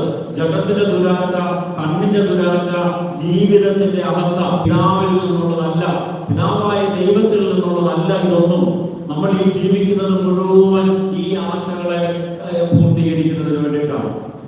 ജഗത്തിന്റെ ദുരാശ എന്ന് പറഞ്ഞാൽ നമ്മുടെ ശരീരത്തിന്റെ ആസക്തികള്, അത് ഭക്ഷണമാകാം, വസ്ത്രമാകാം, നമ്മുടെ സ്റ്റൈലുകളാകാം, നമ്മുടെ പെർഫ്യൂംസ് ആകാം, നമ്മൾ ഉപയോഗിക്കുന്ന സോപ്പുകളാകാം, ഉപയോഗിക്കുന്ന വീടുകളാകാം, നമ്മൾ വസിക്കുന്ന വീടുകളാകാം. ഇതെല്ലാം ഒരു ആസക്തിയുടെ ഭാഗമായിട്ട് നമ്മൾ കെട്ടിപ്പടുക്കുന്ന കാര്യങ്ങളാണ്. ഒരെണ്ണം കണ്ടു കഴിയുമ്പോൾ എനിക്ക് അതുപോലുള്ളത് വേണം, ഒരാൾ ചെയ്തത് കണ്ടു കഴിയുമ്പോൾ ഞാൻ അതുപോലെ ചെയ്യും. ഇതെല്ലാം നമ്മൾ ചെയ്തു കൂട്ടുന്നത് മുഴുവൻ നമ്മുടെ ആസക്തികളിൽ നിന്ന് വരുന്നതാണ്. നമ്മൾ ഓരോ കാലഘട്ടത്തിനനുസരിച്ച് നമ്മുടെ ഫാഷൻ മാറുന്നില്ലേ? ഓരോ കാലഘട്ടം മാറുന്നതിനനുസരിച്ച് നമ്മുടെ ഫാഷൻ മാറുന്നില്ലേ? ആസക്തിയാണത്, വസ്ത്രത്തോടുള്ള ആസക്തിയാണത്. എന്ന് പറഞ്ഞാൽ ഒരെണ്ണം കണ്ടു കഴിയുമ്പോൾ പിന്നെ ഞാൻ അതുപോലെ ചെയ്യുള്ളൂ. ഓരോ സമയത്ത് ഓരോ തരത്തിലാണ് നമ്മളിത് ചെയ്തുകൊണ്ടിരിക്കുന്നത്. ഇതെല്ലാം നമ്മുടെ ഉള്ളിലെ ശരീരത്തിന്റെ ആസക്തികൾ. ചില സമയത്ത് ഭക്ഷണ സാധനം ചില സമയത്ത് നമ്മൾ കൂടുതൽ കഴിക്കും. ചില ഭക്ഷണ സാധനങ്ങൾ, നമ്മൾ ഇഷ്ടപ്പെട്ട സാധനങ്ങൾ കണ്ടു കഴിയുമ്പോൾ നമുക്ക് പിന്നെ ചുറ്റുപാടുള്ളവരൊന്നും കാണാൻ പറ്റുകയില്ല. ഭക്ഷണത്തെ നമ്മൾ കാണുന്നുള്ളൂ ഇല്ലേ? ആസക്തികള് എല്ലാം ഏതാണ് നമ്മുടെ ശരീരത്തിന് എതിരായിട്ടുള്ള ഒരു കാര്യം നമ്മൾ ചെയ്യുന്നത്? ശരീരത്തിന് ഇഷ്ടമില്ലാത്തൊരു കാര്യം നമ്മൾ ചെയ്യുന്നത് എന്താണ്? ശരീരത്തിന് ഇഷ്ടമില്ലാത്തൊരു കാര്യം നമ്മൾ ചെയ്യുന്നത് ഒന്നും ചെയ്യുന്നില്ല. ആകെ ഒരു പള്ളി വധിച്ചാലും കുത്തിയിരിക്കുന്നതാണ്. തീരെ താല്പര്യമില്ല, പക്ഷേ അത് നിവർത്തിയില്ലാത്തത് കൊണ്ട് ഇനി വന്നിരിക്കുകയാണ്. അവരിപ്പോ പറയാം, നിവർത്തികേട് കൊണ്ട് നമ്മളിവിടെ വന്നിരിക്കുന്നതാണ് ഈ കേൾക്കുന്നതും ഈ പറയുന്നതും. ഇതിനകത്ത് ഇനി എന്തൊക്കെ വിമർശിക്കാനുണ്ടെന്നുള്ളത് നോക്കിയിരിക്കുകയാണ്. അതും നമ്മുടെ ഒരു ആസക്തിയുടെ ഭാഗമാണ്. ഇതിനകത്തൊന്നും ഇനി അങ്ങനെ പറഞ്ഞതിനകത്ത് ഇനി എന്തൊക്കെ ഉണ്ട്, നാളെ തിരിച്ചു പറയാനുള്ളത് നോക്കിയിരിക്കുക. ഇത് നമ്മുടെ മാത്രം പ്രശ്നമല്ല, ഇത് ലോകത്തിന്റെ അനൂപിയാണ്. എന്ന് പറഞ്ഞാൽ ദൈവവചനത്തെ സ്വീകരിക്കാൻ പറ്റാത്തതുപോലെ ബുദ്ധിയിൽ അന്ധകാരം വ്യാപിച്ചിരിക്കുകയാണ്. 2 കൊരിന്ത്യർ 4-4 വാക്യം എടുക്കുക. 2 കൊരിന്ത്യർ 4:4.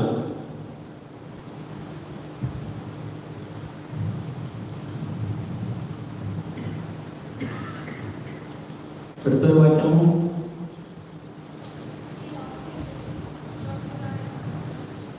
ഈ ലോകത്തിന്റെ ദേവൻ അവിശ്വാസികളായ അവരുടെ മനസ്സിനെ അന്ധമാക്കിയിരിക്കുന്നു. ഈ ലോകത്തിന്റെ ദേവൻ അവിശ്വാസികളായ അവരുടെ മനസ്സിനെ അന്ധമാക്കിയിരുന്നു. തന്നിമിത്തം ദൈവത്തിന്റെ പ്രതിരൂപമായ ക്രിസ്തുവിന്റെ മഹത്വമേറിയ സുവിശേഷത്തിന്റെ പ്രകാശം അവർക്ക് ദൃശ്യമല്ല. ഇനിയും ഇവിടെ നിന്ന് കർത്താവ് യേശു മിശിഹ എത്ര വലിയ സ്നേഹമുള്ളവനാണ് എന്ന് പറഞ്ഞാലും ഈ കർത്താവിന്റെ സ്നേഹത്തെ ഉൾക്കൊള്ളാൻ നമുക്ക് പറ്റുകയില്ല, നമുക്കത് സ്വീകരിക്കാൻ പറ്റുകയില്ല. കാരണം ഈ ലോകത്തിന്റെ ദേവൻ നമ്മുടെ മനസ്സിനെ അന്ധമാക്കിയിരിക്കുകയാണ്, നമ്മുടെ ബുദ്ധിയെ അന്ധമാക്കിയിരിക്കുകയാണ്. അതിനെ നമ്മൾ മാറ്റണം. ഈ അന്ധകാലത്തെ നമ്മൾ മാറ്റണം. അതുകൊണ്ടാണ് ക്രിസ്തു ദൈവത്തിന്റെ പ്രതിരൂപമായ ക്രിസ്തുവിന്റെ മഹത്വമേറിയ സുവിശേഷത്തിന്റെ പ്രകാശം നമ്മുടെ ഉള്ളിൽ പതിക്കണമെങ്കിൽ, നമ്മുടെ ഹൃദയത്തിൽ ഈ പ്രകാശം നിറയണമെങ്കിൽ, ഈ വചനം ഓർത്തിരിക്കണമെങ്കിൽ, ഈ വചനം പഠിക്കണമെങ്കിൽ, ഈ വചനം ജീവിക്കണമെങ്കിൽ, ഈ വചനത്തിന്റെ പങ്കാളിയായി, ഈ വചനത്തിന്റെ വാഹകനായി ഞാൻ നിങ്ങളുമൊക്കെ മാറണമെങ്കിൽ ഈ ലോകത്തിന്റെ ദേവനെ അന്ധമാക്കിയിരിക്കുന്ന, അന്ധമായി നമ്മൾ അനുഗമിക്കുന്ന ഈ ലോകത്തിന്റെ സുഖങ്ങൾ, സന്തോഷങ്ങളെല്ലാം നമ്മൾ വേണ്ട എന്ന് പറയാൻ നമുക്കൊരു ചങ്കൂറ്റം വേണം. ക്രിസ്തുവിനെ പ്രതി നിനക്കുള്ളതെല്ലാം ഉപേക്ഷിക്കാൻ അപ്പോ നിനക്ക് ഈ ദൈവരാജ്യത്തിന്റെ പ്രകാശം നിന്റെ ഉള്ളിൽ പ്രവേശിക്കും. ഹല്ലേലൂയ, ഹല്ലേലൂയ, ഹല്ലേലൂയ, ഹല്ലേലൂയ. എഫെസോസുകാർക്ക് എഴുതിയ 4-ാം അധ്യായം 18-ാമത്തെ വാക്യം. എഫെസോസ് 4:18. എഫെസോസ് 4:18. ഹൃദയ കാഠിന്യം നിമിത്തം അജ്ഞത ബാധിച്ച അവർ ബുദ്ധിയിൽ അന്ധകാരം നിറഞ്ഞ് ദൈവത്തിന്റെ ജീവനിൽ നിന്ന് അകറ്റപ്പെട്ടിരിക്കുന്നു. അവർ മനസ്സ് മരവിച്ച് ഭോഗാസക്തികൾക്ക് തങ്ങളെ തന്നെ സമർപ്പിച്ചു. എല്ലാത്തരം അശുദ്ധികളിലും ആവേശത്തോടെ അവർ മുഴുകി. കണ്ടോ? വചനം പറഞ്ഞു വെച്ചിരുന്നുണ്ടോ? അതായത് ഹൃദയ കാഠിന്യം നിമിത്തം ബുദ്ധിയിൽ അന്ധകാരം ബാധിച്ച അവർ ദൈവത്തിന്റെ ജീവനിൽ നിന്ന് അകറ്റപ്പെട്ടിരിക്കുന്നു. ദൈവത്തിന്റെ ജീവനിൽ നിന്നും അകറ്റപ്പെട്ട് കഴിയുമ്പോൾ അടുത്ത നമ്മുടെ പ്രവർത്തനം എന്ന് പറയുന്നത് മനസ്സ് മരവിച്ച് ഭോഗാസക്തിക്ക് നമ്മളെ തന്നെ സമർപ്പിക്കും. എല്ലാ തരം ആസക്തികളിലേക്ക് നമ്മൾ വീണു പോകും. ഈ ലോകത്തിന്റെ എല്ലാ തരത്തിലുമുള്ള ആസക്തികൾ നമ്മളെ ഭരിക്കും. അതിപ്പോ കോപത്തിൻ്റെതാകാം, ദേഷ്യത്തിൻ്റെതാകാം, മദ്യത്തിൻ്റെതാകാം, മയക്കുമരുന്നിന്റെ ആകാം, കഞ്ചാവിന്റെ ആകാം, പരദൂഷണത്തിന്റെ ആകാം, വേഷങ്ങളുടെ ആകാം, സഹോദരനോടുള്ള വെറുപ്പിന്റെ ആകാം. ഇത് എല്ലാം ആകാം, എന്തുമാകാം. ഇതെല്ലാം ഇതിന്റെ എല്ലാം പിന്നാലെ നമ്മളിങ്ങനെ ഓടിക്കൊണ്ടിരിക്കും. പോയിക്കൊണ്ടിരിക്കും. അതാണ് പറയുന്നത്, മനസ്സ് മരവിച്ച് ഭോഗാസക്തിക്ക് തങ്ങളെ തന്നെ സമർപ്പിച്ചു. എല്ലാ തരം അശുദ്ധികളിലും ആവേശത്തോടെ മുഴുകി. റോമാക്കാർക്ക് എഴുതിയ ലേഖനം 1-ാം അധ്യായം എടുത്ത്, റോമാക്കാർക്ക് എഴുതിയ ലേഖനം 1-ാം അധ്യായം വചനം 28 മുതലുള്ള വാക്യങ്ങൾ. റോമാക്കാർക്ക് എഴുതിയ ലേഖനം 1-ാം അധ്യായം 28 മുതലുള്ള വാക്യങ്ങൾ. ഇത് തന്നെ പറയുന്നു, ഇത് തന്നെ കുറച്ചും കൂടെ വിശദമായിട്ട് പറയുന്നുണ്ട്. 1-ാം അധ്യായം 28 മുതലുള്ള വാക്യങ്ങളിൽ ദൈവത്തെ അംഗീകരിക്കുന്നത് പോരായ്മ അധമവികാരത്തിനും അനുചിത പ്രവർത്തികൾക്കും ദൈവം അവരെ വിട്ടുകൊടുത്തു. ദൈവത്തെ അംഗീകരിക്കുന്നത് ഒരു പോരായ്മയായി അവർ കണക്കാക്കിയത് നിമിത്തം അധമവികാരങ്ങൾക്കും അനുചിത പ്രവർത്തികൾക്കും ദൈവം അവരെ വിട്ടുകൊടുത്തു. അവർ എല്ലാ തരത്തിലുമുള്ള അനീതി, ദുഷ്ടത, അത്യാഗ്രഹം, തിന്മ, അസൂയ, കൊലപാതകം, ഏഷണി, കലഹം, വഞ്ചന, പരദ്രോഹം, പരദൂഷണം, ദൈവനിന്ദ, ധിക്കാരം, ഗർവ്, പൊങ്ങച്ചം, തിന്മകൾ ആസൂത്രണം ചെയ്യുന്നവര്, മാതാപിതാക്കളെ അനുസരിക്കാത്തവര്, ബുദ്ധിയില്ലാത്തവര്, വിശ്വസ്തതയില്ലാത്തവര്, ഹൃദയശൂന്യത ഉള്ളവര്, കരുണയില്ലാത്തവര്, ഇങ്ങനെയുള്ളവരായി തീർന്നു. ഇതെല്ലാം നമ്മളില്ലേ? ഇതിലെ നമ്മളില്ലാത്ത ഒന്നും കൂടെ ലിസ്റ്റ് വായിക്കാം, നിർത്തി വായിക്കാം. അവർ എല്ലാ തരത്തിലുമുള്ള അനീതി ഉണ്ടോ ഇല്ലെന്ന് നിങ്ങൾ തന്നെ നോക്കിയാൽ മതി. ദുഷ്ടത, അത്യാഗ്രഹം, തിന്മ, അസൂയ, കൊലപാതകം എന്ന് പറയുമ്പോൾ നമ്മൾ മുമ്പ് പറഞ്ഞ വചനം ഓർക്കണേ. കൊലപാതകം, ഏഷണി, കലഹം, വഞ്ചന, പരദ്രോഹം, പരദൂഷണം, ദൈവനിന്ദ, ധിക്കാരം, ഗർവ്, പൊങ്ങച്ചം, തിന്മകൾ ആസൂത്രണം ചെയ്യുന്നവര്, മാതാപിതാക്കളെ അനുസരിക്കാത്ത പിള്ളേർ, ഇതെല്ലാം ഇതിനകത്ത് വരുന്നതാ. മാതാപിതാക്കളെ ഇപ്പോഴേ പിള്ളേർ അനുസരിക്കുന്നില്ലെങ്കിൽ മനസ്സിലാക്കിക്കോണം, ലോകത്തിന്റെ അരൂപി അവനിൽ കയറി കുടികൊണ്ട് കഴിഞ്ഞു. ഇനി അവനെ പിടിച്ചാൽ കിട്ടുകയല്ല. അനുസരിക്കാത്ത പിള്ളേര് ശ്രദ്ധിച്ചാൽ മതി. പിന്നെ വിശ്വസ്തതയില്ലാത്തവര്, ബുദ്ധിഹീനര്, അത് നമുക്ക് ഇച്ചിരി കൂടുതലാണ്. ഹൃദയ ബുദ്ധി നമ്മുടെ ബുദ്ധിയാണ്, അത് അവസാനം നമ്മൾ മോശന്മാരായി തീരും. ഹൃദയശൂന്യത, കരുണയില്ലാത്തവർ കേട്ടോ. ഇത്തരം കൃത്യങ്ങൾ ചെയ്യുന്നവർ മരണാർഹരാണ് എന്ന് ദൈവകൽപ്പന അറിഞ്ഞിരുന്നിട്ടും അവർ അവ ചെയ്യുന്നു മാത്രമല്ല, അങ്ങനെ ചെയ്യുന്നവരെ അംഗീകരിക്കുകയും ചെയ്യുന്നു.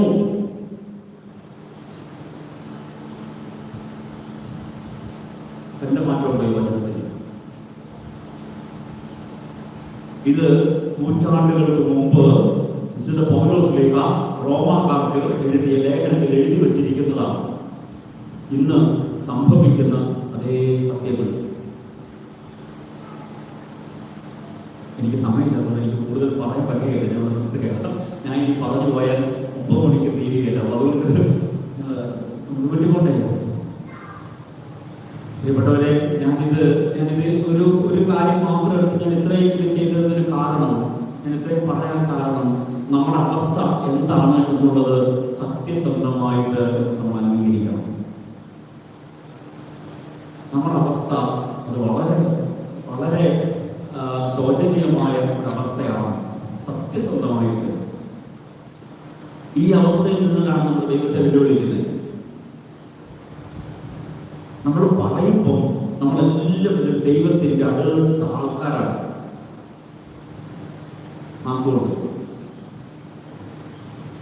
മാത്രമേ ഉള്ളൂ. ഹൃദയം കൊണ്ട് ദൈവത്തിൻ്റെ അടുത്തെത്താൻ ഇതുവരെ നമുക്ക് സാധിച്ചിട്ടില്ല.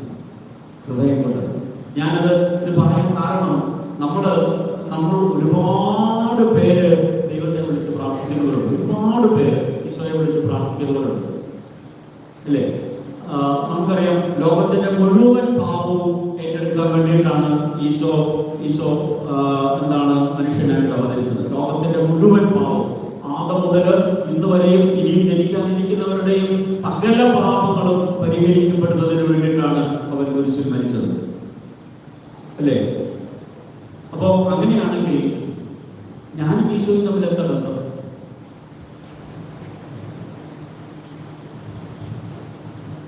എഴുന്നൂറ് കോടി ജനങ്ങൾ ഈ ഭൂലോകത്തിലുണ്ട് എന്നാണ് പറഞ്ഞത്. 700 കോടി ജനങ്ങൾ, അത് കൂടുതൽ കാണുമ്പോൾ അത്ര വിചാരിച്ചോ?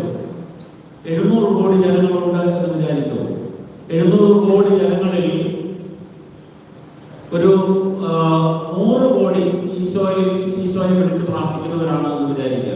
ഈശോയെ വിളിച്ച്, അത് കൂടുതലുണ്ട്, അത് 100 കോടി ഈശോയെ വിളിച്ച് പ്രാർത്ഥിക്കുന്നവരാണെന്ന് വിചാരിക്കുക. ആ 100 കോടിയിൽ ഒരാൾ മാത്രമല്ല നമ്മൾ, അല്ലേ? ആ 100 കോടിയിൽ ഒരാൾ മാത്രമാണ് നമ്മൾ എന്ന് പറഞ്ഞാൽ ഒരു വലിയ ഒരു സമൂഹത്തിന്റെ ഭാഗമായിട്ട് നമ്മളിങ്ങനെ നിൽക്കുകയാണ്. ഒരു വ്യക്തിപരമായ ബന്ധം ദൈവത്തോട് നമുക്കിതുവരെ തോന്നിയിട്ടില്ല. ഉണ്ടോ? ഈ ബലിപീഠത്തിൽ ബലിയർപ്പിക്കുമ്പോൾ സ്വർഗം തുറന്ന് കർത്താവ് യേശു മിശിഹ ഇറങ്ങി വരുന്നത് ഈ സമൂഹത്തെ മുഴുവനും കാണാൻ വേണ്ടിയിട്ടല്ല, എന്നെ കാണാൻ വേണ്ടിയിട്ടാ ഞാൻ വരുന്നത്.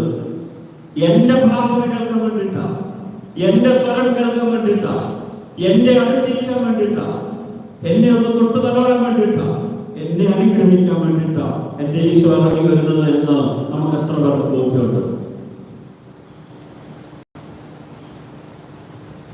ആ ബോധ്യമുള്ളവൻ കുർബാന അർപ്പിക്കുമ്പോൾ വീട്ടിൽ പോയിരിക്കുകയില്ല. ആ ബോധ്യമുള്ളവൻ കുർബാന അർപ്പിക്കുമ്പോൾ മൊബൈൽ കൊണ്ട് അങ്ങോട്ടും ഇങ്ങോട്ട് നടക്കുകയില്ല. ആ ബോധ്യമുള്ളവൻ ഇവിടെ കുർബാന അർപ്പിക്കുമ്പോൾ അവിടെ നിന്ന് വർത്താനം പറഞ്ഞുകൊണ്ടിരിക്കുകയില്ല.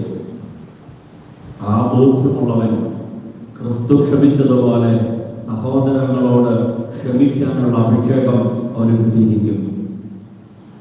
ഈ പറയുന്ന ഈ മുമ്പ് വായിച്ച തിന്മയുടെ സ്വാധീനങ്ങളിൽ നിന്ന് ഒഴിഞ്ഞു മാറാൻ, കാരണം ഞാനൊരു പാപം ചെയ്യുമ്പോ, ഞാനൊരു തെറ്റ് ചെയ്യുമ്പോ എന്റെ ഈശോ വേദനിക്കുന്നുണ്ട് എന്ന് ഒരു ബോധം അവനുണ്ടാകും. ഞാൻ എന്റെ സഹോദരനെ വിധിക്കുമ്പോ പീലാത്തോസിന്റെ മുൻപിൽ നിന്നതുപോലെ ഈശോ എന്റെ മുൻപിൽ നിൽക്കുന്നുണ്ട് എന്നുള്ള ഒരു ബോധം എനിക്കുണ്ടാകും.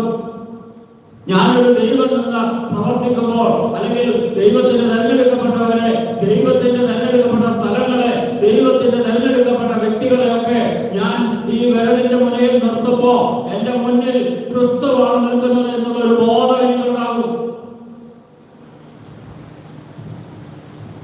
ഞാൻ നിൽക്കുന്നത് പീലാത്തോസിന്റെ സൈഡിലായിരിക്കും. ഞാൻ കണ്ണുകൊണ്ട് പാപം ചെയ്യുമ്പോ ക്രിസ്തു കണ്ണിന് അടിയേറ്റ കണ്ണിൽ നിന്ന് ചോരയിൽ പിടിച്ചുകൊണ്ട് നിൽക്കുന്ന ക്രിസ്തുവിന്റെ മുഖം എന്റെ കൺമുന്നിൽ പതിയും. ഞാൻ എന്റെ കൈ കൊണ്ട് പാപം ചെയ്യുമ്പോ കൈയിൽ ആണിയടിച്ച ക്രിസ്തുവിന്റെ കരകളിൽ നിന്ന് ഒഴുകി ഇറങ്ങുന്ന ചോര എന്റെ കൺമുൻപിലേക്ക് വരും. ഈ കൈ കൊണ്ടാണ് ഞാൻ അടിച്ചു കയറ്റിയ ആണിയാൽ മുറിയപ്പെട്ട ഈ കൈ കൊണ്ടാണ് ഇന്നും നിന്നെ പിടിച്ചു ഈ കരങ്ങൾ കൊണ്ടാണ്. നീ അടിച്ചു കയറ്റിയ ആണികളാൽ മുറിയപ്പെട്ട, അവിടെ നിന്ന് ഒഴുകപ്പെട്ട ചോരയാൽ നിന്നെ കഴുകി മോനെ സാരമില്ലടാ എന്ന് പറഞ്ഞ് ഇന്നും നിന്നെ പരിരക്ഷിക്കുന്നുണ്ടെങ്കിൽ, നിന്നെ സംരക്ഷിക്കുന്നുണ്ടെങ്കിൽ ആ ക്രിസ്തുവിനെ തിരിച്ചറിയാൻ ഇന്ന് എനിക്ക് നിങ്ങൾക്കും സാധിക്കുന്നില്ല എന്നുള്ളതാണ് സത്യം. അവനെ സ്വന്തമാക്കാൻ, അവനെ എന്റെ സ്വന്തമാക്കാൻ, എന്റെ ജീവന്റെ ഭാഗമാക്കാൻ എനിക്ക് നിനക്കും സാധിക്കുന്നില്ല എങ്കിൽ പ്രിയപ്പെട്ടവരെ, നമ്മുടെ ജീവിതം പരാജയപ്പെടും.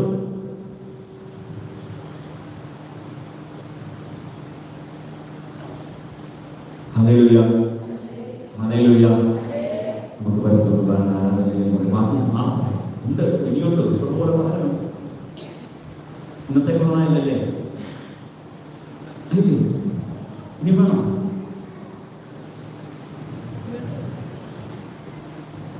ഞാനിത് വളരെ ഗൗരവത്തോടെയാണ് ഈ വിഷയങ്ങൾ പറയുന്നത്, വളരെ ഗൗരവത്തോടെയാണ്. കാരണം ലോകം മുഴുവൻ ഈ ലോകത്തിന്റെ സുഖങ്ങൾക്കും സന്തോഷങ്ങൾക്കും പുറകെ പോയിക്കൊണ്ടിരിക്കുകയാണ്.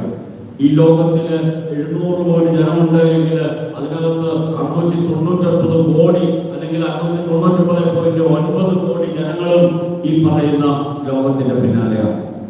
എൻ്റെ ക്രിസ്തുവിനെ സ്നേഹിക്കാൻ ഞാൻ മാത്രമേ ഉള്ളൂ എന്ന ബോധം നമുക്കുണ്ടാവണം. എൻ്റെ ക്രിസ്തുവിനെ സ്നേഹിക്കാൻ ഈ ലോകത്തിൽ ഞാൻ മാത്രമേ ഉള്ളൂ. ഈ ഒരു അവബോധം എന്നിൽ എന്ന് ഉടലെടുക്കുന്നുവോ അന്ന് നമ്മൾ ആത്മാർത്ഥമായിട്ട് ക്രിസ്തുവിനെ സ്നേഹിക്കത്തുള്ളൂ. അതാണ് ക്രിസ്തുവിന്റെ സ്നേഹം നമ്മുടെ ഉള്ളിൽ തീക്ഷ്ണമായിട്ട് ചെയ്യുന്നത്. അതുകൊണ്ടാണല്ലോ ഒരു അൽഫോൻസ എന്ന് പറയുന്ന ഒരു കന്യാസ്ത്രീ വീണ്ടും എനിക്ക് വേദന എന്ന് പ്രാർത്ഥിച്ചുകൊണ്ടിരുന്നത്. നിന്റെ കുരിശിന്റെ വേദനയിൽ ഞാനും പങ്കാളിയായി തീരാൻ എനിക്ക് വീണ്ടും വേദന തരണേ എന്ന് ഒരു കന്യാസ്ത്രീ അവിടെ നിന്ന് പ്രാർത്ഥിച്ചപ്പോ അവൾ വേദന അനുഭവിച്ച് ക്രിസ്തുവിന് സ്വന്തമായിട്ട് മാറി. അവൾ വിശുദ്ധയായി. ലോകം മുഴുവനും ഇന്നും അറിയപ്പെടുകയാണ്. നമ്മളൊക്കെ മരിച്ചു കഴിഞ്ഞാൽ ബന്ധുക്കാരും വീട്ടുകാരും നാട്ടുകാരും അല്ലാതെ വേറെ ആരെങ്കിലും പിന്നെ ഏതെങ്കിലും നാട്ടിൽ കൊണ്ട് ഫ്ലക്സ് വെച്ചാൽ അവർ പറയും. ഒരു വർഷം കഴിയുമ്പോൾ നമ്മുടെ എന്തെങ്കിലും ഓർമ്മ ഉണ്ടാവും. കല്ലറ ചെന്ന് നോക്കുമ്പോൾ പേരെഴുതി വെച്ചിട്ടുണ്ടെങ്കിൽ ആ ഓർമ്മയുണ്ടാവും. ആരെങ്കിലും ഒക്കെ ജീവിച്ചിരിക്കുന്നുണ്ടെങ്കിൽ കുർബാന ജപിപ്പിക്കാൻ പേര് പറയുമ്പോൾ ഇങ്ങനെ ഒരാൾ ജീവിച്ചിരിക്കുന്നുണ്ടായിരുന്നു എന്ന് അതല്ലല്ലോ ഈശോ ആഗ്രഹിക്കുന്നത്. ആണോ? കർത്താവിൻ്റെ ആത്മാവിന് അത്രയും വിലയുള്ളോ?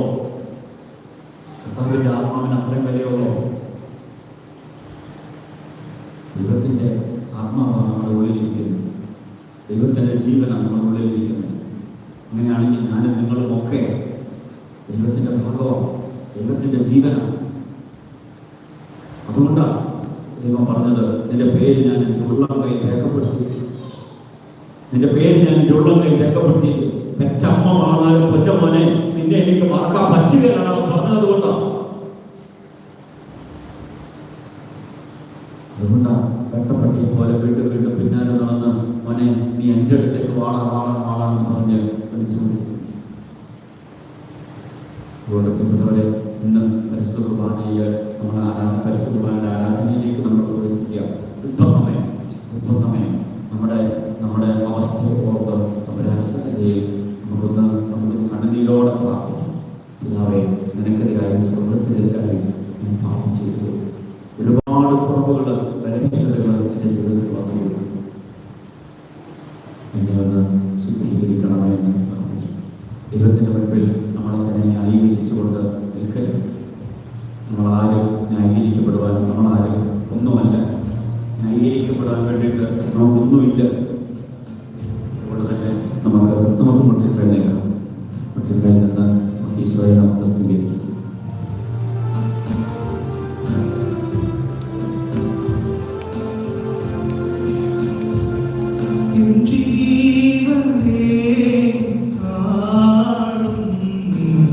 വലിയ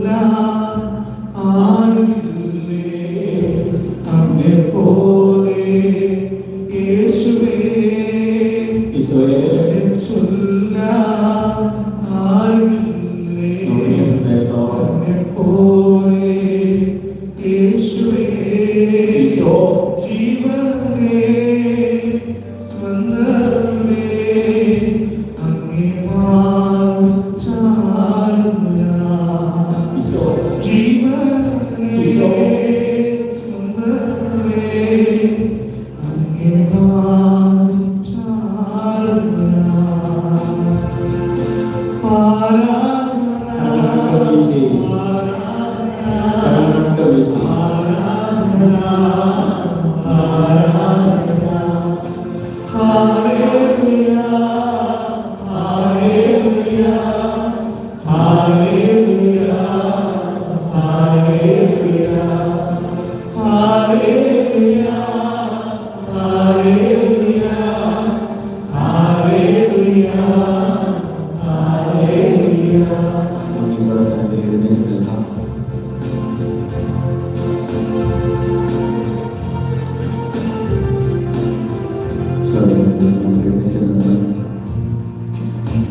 നമ്മുടെ ഹൃദയത്തെ മുഴുവനും ഈശ്വരനിലേക്ക് കൊടുക്കും.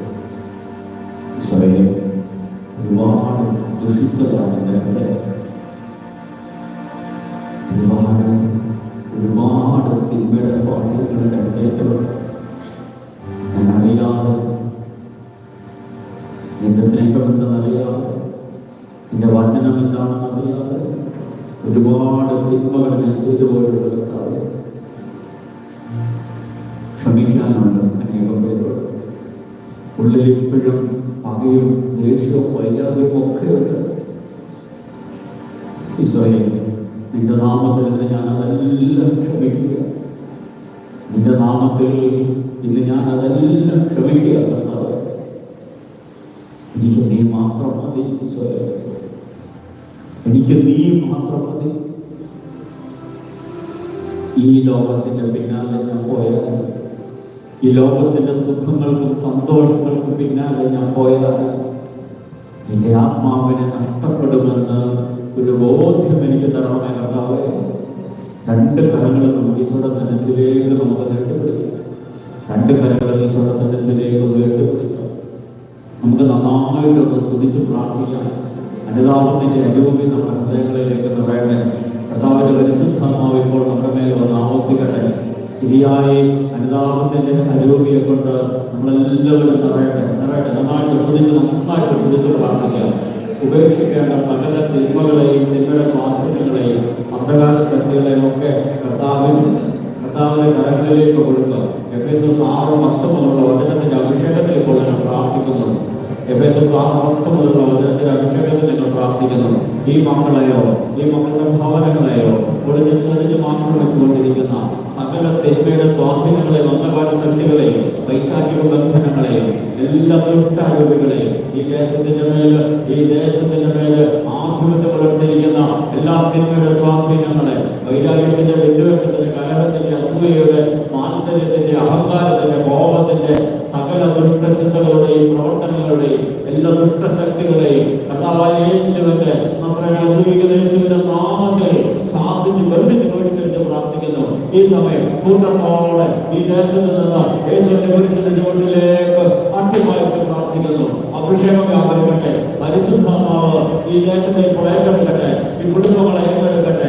ഈ ദേശത്തിന്റെ എല്ലാ പ്രവർത്തനങ്ങളിലും പരിശുദ്ധാത്മാവിന്റെ അഭിഷേകം നിറയട്ടെ. ഹല്ലേലൂയ, ഹല്ലേലൂയ, ഹല്ലേലൂയ, ഹല്ലേലൂയ, ഹല്ലേലൂയ, ഹല്ലേലൂയ, ഹല്ലേലൂയ, ഹല്ലേലൂയ, ഹല്ലേലൂയ, ഹല്ലേലൂയ, ഹല്ലേലൂയ, ഹല്ലേലൂയ. കർത്താവായ ഈശോയെ, യെശയ്യാ 22:22 വചനത്തിന്റെ അഭിഷേകത്തിൽ നമ്മൾ പ്രാർത്ഥിക്കുന്നു. ദാവീദ് ഭവനത്തിന്റെ താക്കോൽ അവന്റെ തോളിൽ ഞാൻ വെച്ചുകൊടുക്കും. അവൻ തുറന്നാൽ ആരും അടയ്ക്കുകയോ അവൻ അടച്ചാൽ ആരും തുറക്കുകയോ ചെയ്യുകയില്ല.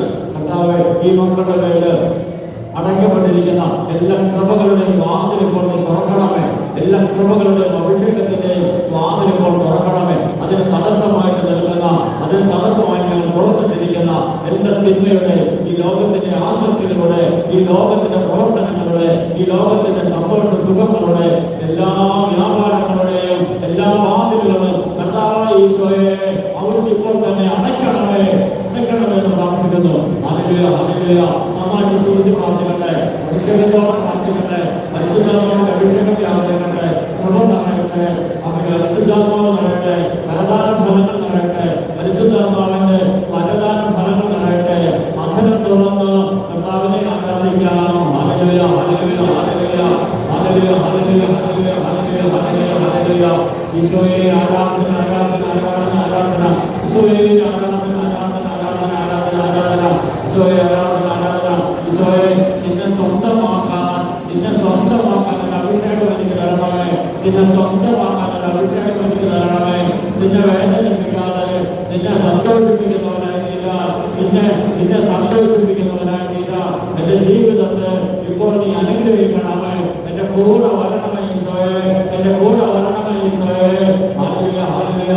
ഹല്ലേലൂയ ഹല്ലേലൂയ ഹല്ലേലൂയ ഹല്ലേലൂയ ഹല്ലേലൂയ. സ്തുതിക്കട്ടെ, ശക്തിയോടെ സ്തുതിക്കട്ടെ, സ്വരങ്ങളുടെ സ്തുതിക്കട്ടെ, പരിശുദ്ധാത്മാവിന്റെ അഭിഷേകം വ്യാപരിക്കട്ടെ. ഹല്ലേലൂയ ഹല്ലേലൂയ ഹല്ലേലൂയ ഹല്ലേലൂയ ഹല്ലേലൂയ ഹല്ലേലൂയ ഹല്ലേലൂയ. ഈശോയെ, ഇന്ന് ഞങ്ങൾ കേട്ട എല്ലാ വചനത്തിന്റെയും അഭിഷേകം ഇപ്പോൾ ഞങ്ങളിലേക്ക് വ്യാപരിപ്പിക്കണമേ. കേട്ട വചനത്തിന്റെ അഭിഷേകം ഇപ്പോൾ ഞങ്ങളിലേക്ക് വ്യാപരിക്കണമേ. ഹല്ലേലൂയ ഹല്ലേലൂയ ഹല്ലേലൂയ. ഈശോയെ ആരാധന ആരാധന ആരാധന. ഈശോയെ ആരാധന ഈശോയെ ആരാധന ഈശോയെ ആരാധന ഈശോയെ ആരാധന. ഒരു നിമിഷം നമ്മുടെ രണ്ട് കരങ്ങൾ നമ്മുടെ ഹൃദയത്തോട് ചേർത്ത് ഈ ഹൃദയത്തിൽ നിന്ന് പുറത്തു വിടുന്നതെല്ലാം ഈശോയെ നിന്നെ പലപ്പോഴും വേദനിപ്പിച്ചിട്ടുണ്ട്, ഒരുപാട് വേദനിപ്പിച്ചു.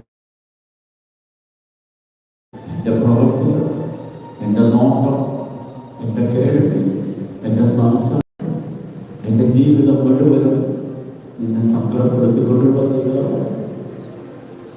കുരിശിൻ്റെ വഴിയിൽ കുരിശ് നോക്കാൻ വന്ന ശിമയോനെ കാണുമ്പോൾ ഞാൻ ഇങ്ങനെ പ്രാർത്ഥിച്ചിട്ടുണ്ട്, ഈ അവസ്ഥയിൽ നിന്നെ കണ്ടിരുന്നുവെങ്കിൽ ഈശോയെ എന്നെ തന്നെ മറന്ന് ഞാൻ നിന്നെ സഹായിക്കുമായിരുന്നുവെന്ന് ഞാൻ പ്രാർത്ഥിച്ചിട്ടുണ്ട്. പക്ഷെ ഇന്ന് വരെ എൻ്റെ ജീവിതത്തിൻ്റെ ഈ നിമിഷം വരെ നിന്റെ കുരിശിൻ്റെ ഭാരം ഒന്ന് കുറയ്ക്കാൻ, കുരിശ് ചുമക്കാൻ, നിന്നോടൊപ്പം നിൽക്കാൻ ഈ നിമിഷം വരെ എനിക്ക് സാധിച്ചിട്ടുണ്ട് കർത്താവേ. എൻ്റെ പ്രവൃത്തികൾ കൊണ്ട്, എൻ്റെ ജീവിതം കൊണ്ട് നിന്റെ കുരിശിൻ്റെ ഭാരം കൂട്ടുന്നതല്ലാതെ അത് കുറയ്ക്കാൻ, അല്പം ഒരു ആശ്വാസമേകുവാൻ, നിന്റെ അടുത്ത് വന്ന് നിന്നിരിക്കാൻ, ഈശോയെ ഞാനുണ്ട് നിന്നോടൊപ്പം വന്നത് പറയാൻ, ഞാൻ നിന്നെ സ്നേഹിക്കുന്നുവെന്ന് ഒന്ന് ചങ്ക് പൊട്ടി പറയാൻ എനിക്ക് കഴിയുന്നില്ലല്ലോ കർത്താവേ.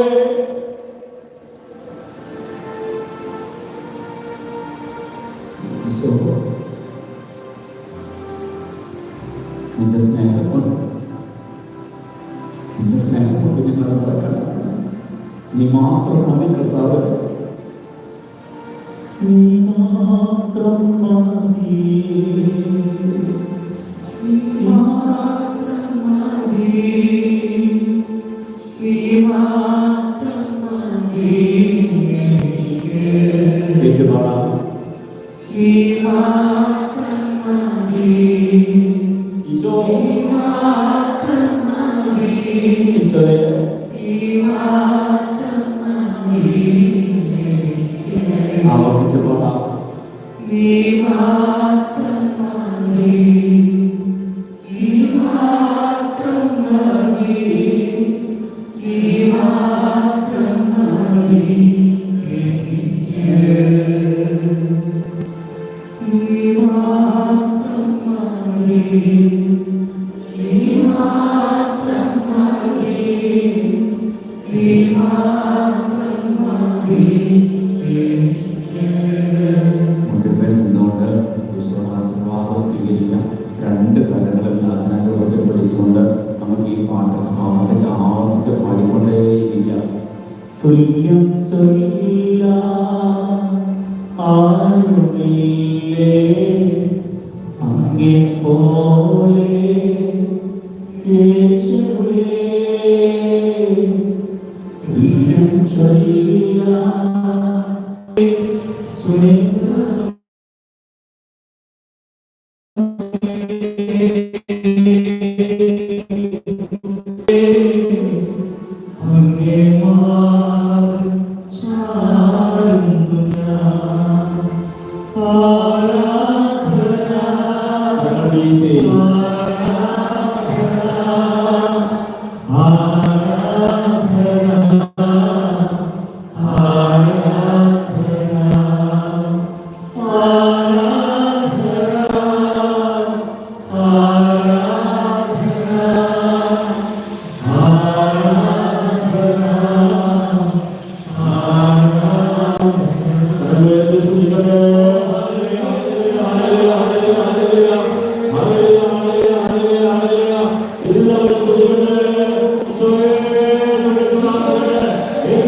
ശക്തി